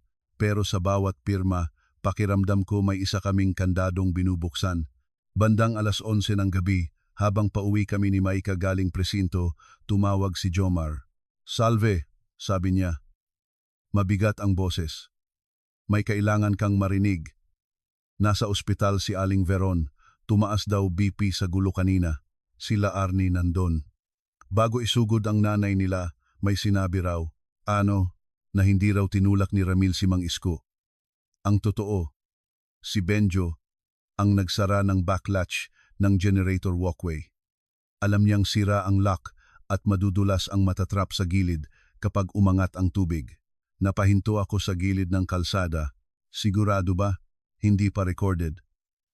Pero gusto nila Arnie magpa-affidavit bukas. Sinabi raw ng nanay niya habang nagwawala. Hindi ko inakala na pati pag-lock sa matanda, gagayahin niya sa sariling anak. Para bang nawalan ako ng pandinig sa ilang segundo. Ang freezer, ang walkway, ang pattern, paulit-ulit. Lamig at pagkakakulong, pananakot at kontrol. Hindi lang pera ang ugat, kapangyarihan. "Anong sabi mo?" tanong ni Maika. Pinapatay ang makina ng sasakyan nang makita ang mukha ko. Sinabi ko sa kanya ang balita. Bumigat ang mata niya. Kapag pumirma sila Arnie sa affidavit, may bago tayong direksyon. Hindi pa final proof, pero lumalakas ang homicide angle. Hindi ko alam kung dapat ba akong matakot o magpasalamat. "Pwedeng pareho," sabi niya. "Basta, huwag kang hihinto ngayon." Hindi nga ako huminto. Kinabukasan, sa ospital sa Tondo, nadatnan namin si Aling Veron na may suwero, maputla pero hindi nabawasan ang yabang. Nang makita niya ako sa pinto, sumiklab agad ang mata niya. "Ano pa ang kailangan mo? Hindi ka pa ba kontento?" Lumapit ako sa kama niya. Hindi ako sumigaw. Hindi ko rin ibinaba ang tingin ko. "Ang totoo, alam mo na lahat." "Hindi pa." "Paano namatay si tatay?" "Kumibot ang labi niya. Aksidente." "Sinabi mo raw kay Arnie kagabi na gayahin niya sa sariling anak ang pag-lock sa matanda." Lumingon siya kay Arnie na biglang napaiyak sa gilid. "Wala akong sinabi. Baliw lang ang anak ko." "Ako ang nagsara ng pinto sa freezer?" tanong ko. "Ako ang nagutos? Ako rin ba ang pumirma sa transfer?" Umigting ang panga niya. "Kung hindi ka naging matigas ang ulo." Ayan. Iyan na. Humakbang ako. "Ipagpatuloy mo." Tahimik siyang tumitig sa kisame. Akala ko hindi na magsasalita, pero may mga taong kapag nakahiga na at nakakabit ang suwero, saka nararamdaman na hindi pala sila Diyos. "Gusto lang naming mas mapabilis ang buhay," bulong niya. "Ang tatay mo, masyadong malinis. Ayaw sa pera kahit nasa harap na. Anong ginawa niyo? Wala akong ginawa. Si Benyo, tumulo ang luha niya, pero hindi iyon automatikong nagsasaad ng pagsisisi. Minsan, luha lang iyon ng taong nawalan ng kontrol. Pinuntahan niya si Isko sa likod. May dala siyang draft paper para sa access sa old room. Akala niya mapapapayag sa pakiusap, pero nagaway. Umalis si Ramil para tawagin ako. Pagbalik namin, napapikit siya. Nasa tubig na. Bakit sinabi mo sa anak mong ginayahin niya? Doon siya tumingin sa akin ng diretsyo. Kasi pareho silang galit kapag hindi sila sinusunod. Wala nang mas malinaw na paglalarawan kay Benjo kaysa sa linyang iyon. Hindi sapat ang statement niya bilang direct confession sa korte dahil binabaluktot niya pa rin ang detalye para iligtas ang sarili. Pero sapat iyon para sa affidavit nila Arnie, sapat para sa supplemental complaint, at sapat para mabuo ang larawan ng lalaking hindi lang taksil kundi mapanganib. Sa loob ng sumunod na mga buwan, umandar ang mga kaso para bang mabigat na makina, maingay, mabagal minsan, pero kapag umandar na, hindi na basta mapapatigil. Na-preserve ang computer units sa opisina, nakuha ang email trails, na-trace ang mga deposit sa Bayline at 2 iba pang accounts. Si Charmaine, matapos mapagtanto na hindi siya masasalo ni Benjo, tumestigo para sa prosecution kapalit ng mas magaang treatment sa ilang charges. Hindi ko siya pinatawad, hindi ko rin kailangan. Ang kailangan ko, totoo siyang magsalita. Sa preliminary hearings, sinubukan pa rin ni Benjo ang lumang style niya barako sa salitaan, biktima sa tono. Lahat iyan gawa ng asawang galit, sabi niya minsan sa harap ng fiskal. Negosyong pamilya ito. May basbas niya ang galaw. Kasama ba sa basbas ko ang pagkulong sa anak ko? Hindi siya sumagot. Nang ilabas ang forensic analysis sa audio files at mapatunayan na walang edits ang voice note niya kay Boggs, nakita ko sa unang pagkakataon ang tunay na takot sa mukha niya, hindi na kayabangan. Takot na may kasamang pagkapahiya dahil hindi na gumagana ang charm. Si Tino meanwhile ay unti-unting bumalik sa pagiging bata. Hindi agad, may mga araw na bigla siyang napaupo sa ilalim ng mesa kapag sobrang lakas ng aircon sa classroom. May mga gabing gusto niyang bukas ang pinto ng banyo habang naliligo ako para lang masigurong nandyan ako. Pero may mga araw ding nakikita ko siyang tumatawa ulit sa larong tansan kasama ang mga bagong kaklase. May mga hapon na hindi na niya hawak ang inhaler sa kamay. At minsan, sa apartment namin, nahuhuli ko siyang nagdodrawing ng truck na asul pa rin ang cape pero may kasama ng maliit na bangkang may matandang lalaking kumakaway. Binabantayan niya tayo. Sa huling bahagi ng taon, dumating ang araw na matagal kong ipinagdarasal at kinatatakutan. Inisyuhan ng warrant si Benjo para sa qualified theft at child endangerment matapos hindi na niya maipaliwanag ang trail ng pera at direct voice instruction kay Boggs. Hindi pa doon kasama ang mas mabigat na usapin kay tatay, pero iyon pa lang, sapat nang ikumpas ng mundo ang direksyon. Hinuli siya hindi sa bahay, kundi sa maliit na transient lodge sa Bulacan kung saan siya nagtatago matapos ma-freeze ang accounts niya at mawalan ng access sa opisina. Wala ng stage, wala ng mikropono, wala ng plansadong polo. Nakasando lang siya, may isang bag, at may mukha ng lalaking hindi pa rin makapaniwalang may dulo ang mga kalokohan niya. Tinawagan ako ni Maika matapos ang operasyon. Nasa kustudiya na. Hindi ako nakapagsalita agad. Tumingin lang ako kay Tino na nagtutupi ng papel sa sahig. Salve, ulit ni Maika. Nandito pa rin ako, sabi ko. Are you okay? Tiningnan ko ang sariling kamay ko.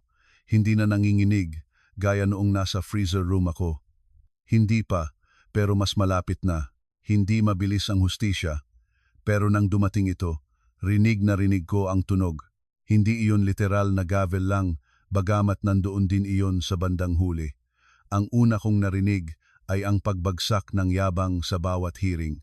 Si Benjo, na minsang sanay pumasok sa anumang silid na parabang pag-aari niya ang hangin, ay unti-unting lumiit sa harap ng mga papeles na may pirma niya, mga transfer na may trail, at mga testigong hindi niya na kayang takutin. Sa unang beses na nagkaharap kami sa korte matapos siyang maaresto, nakasuot siya ng gusot na long sleeves at mukhang kulang sa tulog. Hinanap niya agad ang mata ko habang ipinapasok siya ng sheriff. Dati, sa isang tingin lang niya, mararamdaman kong kailangan kong huminga ng mas mahinahon, magsalita ng mas dahan-dahan, umiwas para hindi sumabog ang araw. Noong araw na iyon, wala na. Tumingin ako sa kanya na para bang tinitingnan ang isang sirang pinto, minsan mahalaga, ngayon hadlang na lang na kailangang alisin. Salve, sabi niya habang papaupo kami. Pwedeng ba tayong mag-usap? Sa abogado mo. Sagot ko, huwag kang malamig. Hindi naman kita kalaban. Hindi ako sumagot. Sa gilid ko, si Maika ngumiti ng manipis. Narinig mo naman, Mr. Arguelles. Sa witness stand, sunod-sunod na pumasok ang mga taong akala ni Benjo habang buhay niyang kayang paikutin. Si Lolit na minsang nanginginig sa resibo, ngayon malinaw ang boses habang ipinaliwanag kung paanong pinipilit siyang baguhin ang attachments at i-categorize ang personal na gastos bilang client entertainment. Si Otep na hindi sanay sa mikropono pero siguradong sigurado sa mga petsa ng gabing may asul na crates at off-logbook deliveries. Si Boggs na ilang ulit ng iwi habang inuulit ang voice note at mismong araw ng freezer. Si Charmaine na noong unay nagtangkang magmukhang biktima pero sa cross-examination napatunayang may alam siya sa dummy accounts at sa peking pagbubuntis sa simula. Kahit sila Arnie, sa kabila ng panginginig, tumestigo tungkol sa sinabi ng ina at sa mga usapan sa bahay na lagi raw inuulit ng kapatid niya. Kapag wala na ang matanda at napasunod si Salve, tapos na ang problema. Hindi agad nanalo ang katotohanan. Ilang beses pa kaming sinubukang pahinain ng kampo ni Benjo. May anonymous text na dumating sa akin. Tigilan mo ang Arguelles kung ayaw mong may mangyari sa bata. May lalaking sumunod sa akin sa terminal pero nang makita si Jomar na laging nakaabang sa kanto tuwing uwian namin ni Tino, nawala. May mga tsismis na kumalat na baka raw hindi si Benjo ang tunay na ama ni Tino kaya galit na galit ako. Noong una, gusto kong pumatol sa bawat bulong pero sinabi ni Maika ang linyang paulit-ulit kong pinanghawakan. Ang tsismis, Salve, umuugong sa maliit na kuwarto. Ang dokumento, dumadagundong sa korte. Kaya dumagundong kami. Isa-isa naming dinagdagan ang records. Napasok ng mga investigador ang trail papunta sa shipping broker na nakausap noon ni Ramil. Natuklasang ilang beses nang ginamit ang old warehouse para sa undocumented imported seafood at fuel transfer. Hindi lahat may kakabit direkta kay Benjo sa criminal level pero sapat para patunayang matagal nang ginagamit ang negosyo namin bilang pinto sa iligal na kita. Sa supplemental complaint hinggil sa pagkamatay ni tatay, bagamat komplikado at mas mabigat ang burden, pinayagan ng piskal na i-reopen ang dating accidental death inquiry dahil sa bagong audio, affidavits, at pattern ng coercive confinement. Hindi pa iyon katumbas ng buong hustisya, pero iyon ang unang beses na kinilala ng papel na maaring hindi lang simpleng aksidente ang pagkawala ng ama ko. Habang umiikot ang batas, dahan-dahang bumagsak ang mundo ng Arguelles. Naibenta ang SUV na ginagamit ni Benjo dahil nakapangalan pala sa kumpanya at bahagi ng asset preservation.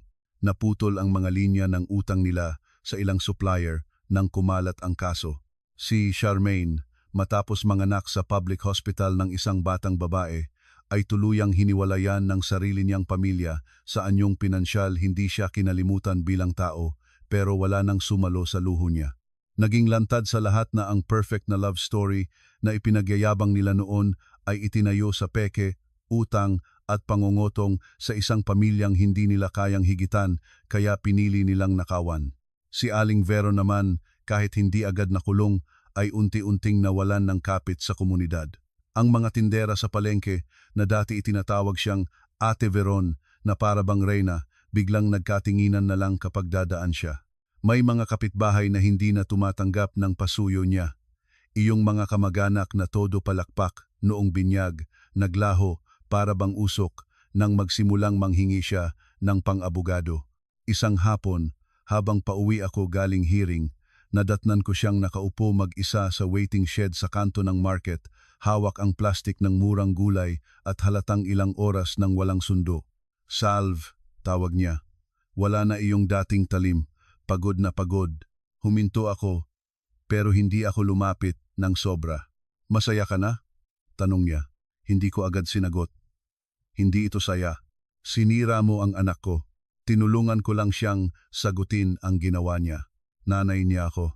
At nanay ako ni Tino. Napayuko siya.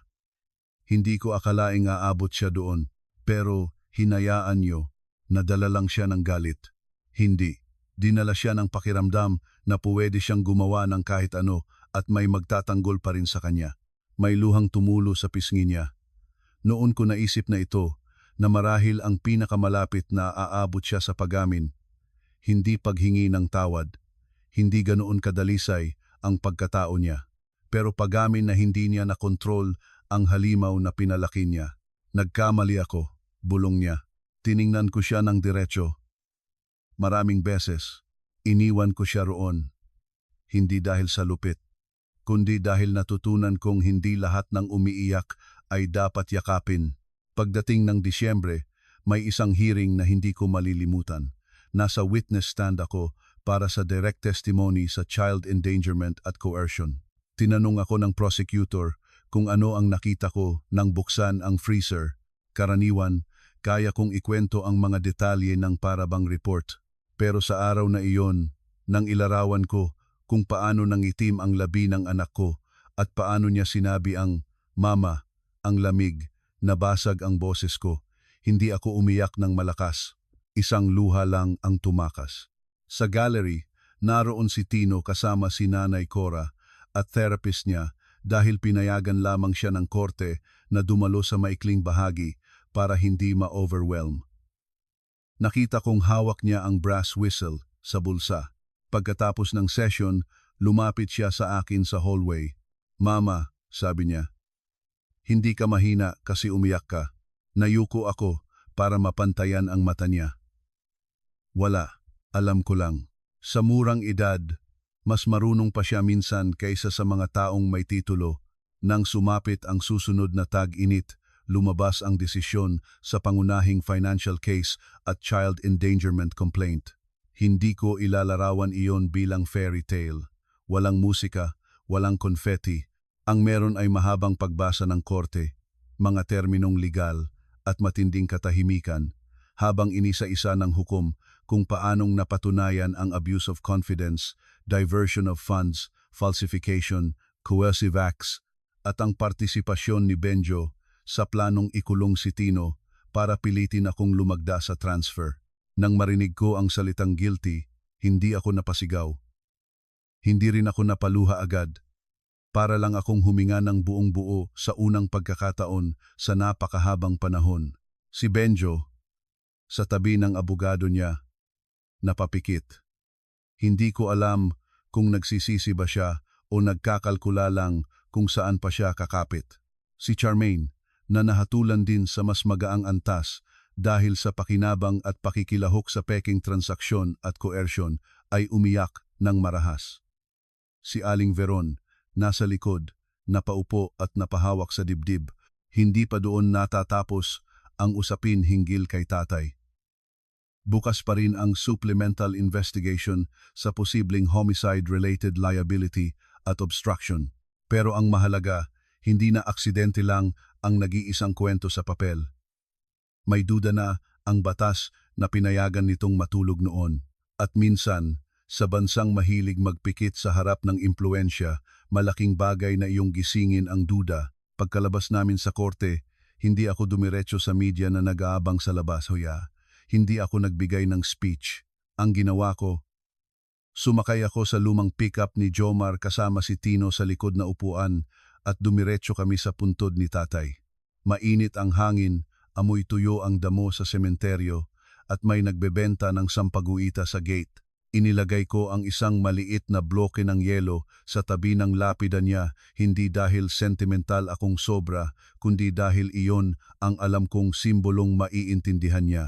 Tay, sabi ko, nakatayo sa harap ng pangalan niya, hindi ko na ibalik ang panahon, pero hindi ko na rin hahayaang malibing kasama mo ang totoo. Tahimik lang ang paligid.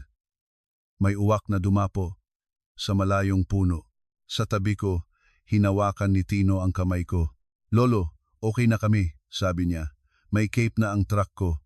Napatawa ako sa gitna ng sakit. Doon ako umiyak ng tuluyan. Hindi dahil talo ako, kundi dahil kahit panalo na sa isang bahagi, may mga nawalang hindi na maibabalik at dapat lang iyong damhin, hindi para malunod ulit, kundi para hindi magpanggap na walang nalunod. Pagkaraan ng ilang buwan, nagsimula akong magdesisyon hindi na mula sa takot kundi mula sa kinabukasan.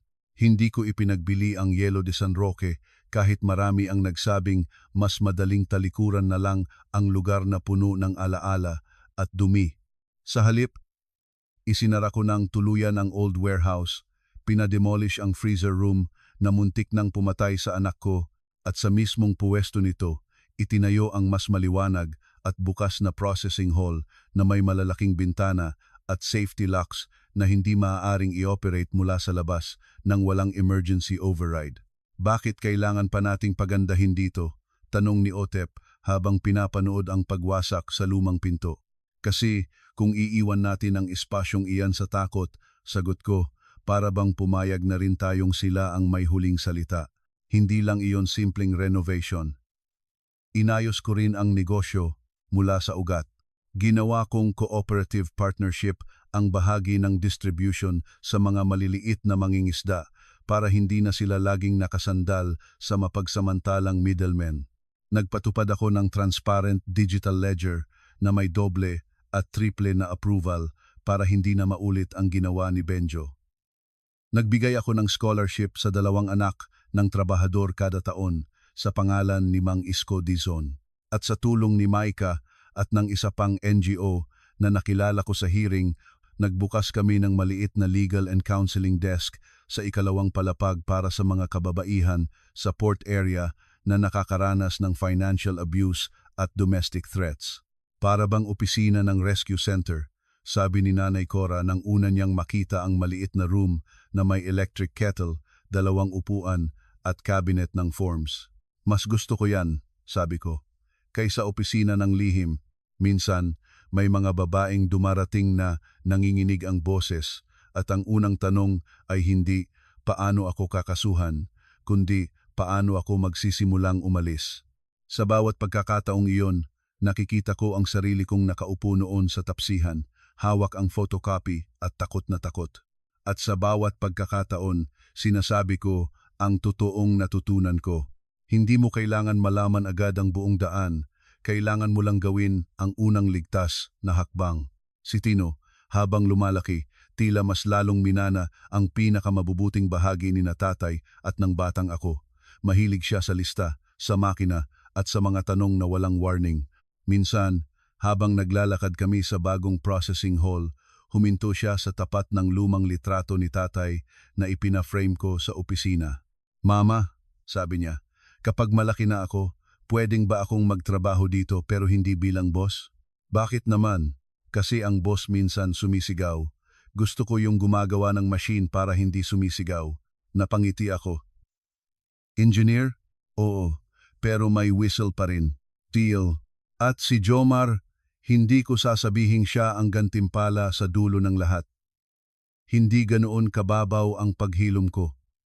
Hindi ako nakabangon para lang humanap agad ng bagong balikat, pero totoo rin na sa mga buwan ng hearing, renovation at pag-aayos ng papeles, siya ang lalaking hindi kailanman humingi ng puwang na hindi ko ibinibigay. Kapag may ihahatid na dokumento, ihahatid niya. Kapag may sira ang lock sa apartment, aayusin niya. Kapag may bangungot si Tino at kailangan kong tumakbo sa pharmacy kahit 2:00, siya ang nagmamaneho ng walang tanong. Isang hapon sa Pantalan, habang pinapanood namin ang mga bangkang dumadaong, umupo siya sa tabi ko at inabot ang taho na binili niya sa kanto. Hindi kita liligawan ngayon, sabi niya bigla. Natawa ako. Napakalinaw naman ng opening. Para wala ka lang pressure, baka isipin mo may kapalit ang pagtulong. Salamat sa klarifikasyon. Pero hindi rin ako magsisinungaling, dagdag niya, nakatingin sa dagat. Kapag dumating ang panahon na hindi na masakit para sa'yo, ang salitang tiwala, gusto kong pumila. Tahimik akong napangiti. Mabagal ang pila. Kaya ko. Hindi ko siya sinagot ng oo. Hindi ko rin sinabing, huwag na. Sapat nang may taong marunong maghintay nang hindi naniningil. 2 taon matapos ang araw sa freezer, muling nagkaroon ng handaan sa covered court sa San Roque. Pero ibang handaan na. Walang puwersahang pirmahan, walang peking ngiti, walang buntis na props. Ang nasa stage ay mga mangingisdang natulungan ng cooperative, ilang kababaihang nagpatayo ng maliit na negosyo matapos makatanggap ng legal at financial guidance, at mga batang scholars na may suot na medalya. Sa gitna ng program, tinawag akong magsalita. Hindi ko mahilig ang mahabang speech, pero sa araw na iyon, gusto kong marinig ng lahat ang isang bagay na matagal kong pinanday sa loob. Kadalasan, sabi ko sa mikropono, tanaw ang mga mukhang minsang nakakita rin sa aking gumuho. Kapag may babaeng niloko, may nagsasabi agad na bumangon ka, magpatawad ka, mag-move on ka, pero walang nagtuturo kung paano ka babangon kapag may batang kailangan mong yakapin habang wasak ka. Walang nagtuturo kung paano ka magpapatawad kung hindi pa nga umaamin ang nanakit. At lalong walang nagtuturo na ang paglayo minsan hindi kahinaan, kaligtasan iyon. Tahimik ang covered court. Ito ang natutunan ko, patuloy ko. Ang pamilya hindi lang iyong kadugo o nakaapelyido sa'yo. Ang pamilya, iyong hindi ka ikinukulong para mapasunod. Iyong hindi ka ninanakawan habang nakatingin sa mata mo. Iyong marunong magsabi ng totoo kahit masakit. At ang kaligtasan ng anak, ng sarili, ng kinabukasan, hindi iyan pinag-aareglo sa hapagkainan. Kapag may nagawa ng krimen, ipinaglalaban iyan. May ilang babae sa likod na tahimik na nagpunas ng mata. Nasa gilid ng stage si Tino, mas matangkad na. Hawak ang lumang whistle ni tatay na ginawa na naming parabang anting-anting ng pamilya, hindi para sa takot, kundi paalala na walang dapat manatiling tahimik kapag may mali. Nang matapos ang programa, lumapit sa akin si Nanay Cora na may dalang plato ng pansit. "O bida," sabi niya, "kumain ka muna bago ka magpayo sa buong barangay." Napatawa ako. Ikaw talaga, natural. Kahit heroin, kailangan ng carbs. Sa gilid, nakita ko si Maika na nakikipag-usap sa 2 bagong kliyente, si Otep na nagyayabang sa bago naming digital scale, si Jomar na tinuturuang magpihit ng maliit na motor si Tino, at ang litrato ni tatay sa tarpaulin ng scholarship program. Walang perpektong dulo sa mga kwento ng sakit, may mga hiring pa ring bumabalik, may mga tanong panglegal na dahan-dahang sinasagot ng panahon. May mga gabi pa ring biglang gigising si Tino kapag sobrang lamig ng hangin. May mga araw ding bumabalik sa akin ang amoy ng freezer at kailangan kong huminto sa paghinga para alalahaning wala na ako roon. Pero hindi na kami nakatira sa loob ng takot. At iyon ang pinakamalaking panalo. Sa huling liwanag ng hapon, nang nagsisimula ng umuwi ang mga tao at naghahalo ang amoy ng dagat at pansit sa hangin, tumabi si Tino sa akin at bumulong, "Mama, kapag may naliligaw ulit, pwede nating tulungan, di ba?" Hinawakan ko ang balikat niya. "Oo, kahit hindi natin kilala, lalo na kapag hindi natin kilala." Tumingin siya sa covered court, sa stage, sa mga natitirang ilaw. "Buti na lang, hindi ka pumirma." Napangiti ako at tiningnan ang langit na kumukulay kahel sa ibabaw ng pier, halos kapareho ng mga umagang akala ko dati trabaho lang ang laban ko. "Hindi na talaga," sabi ko, "kahit kailan."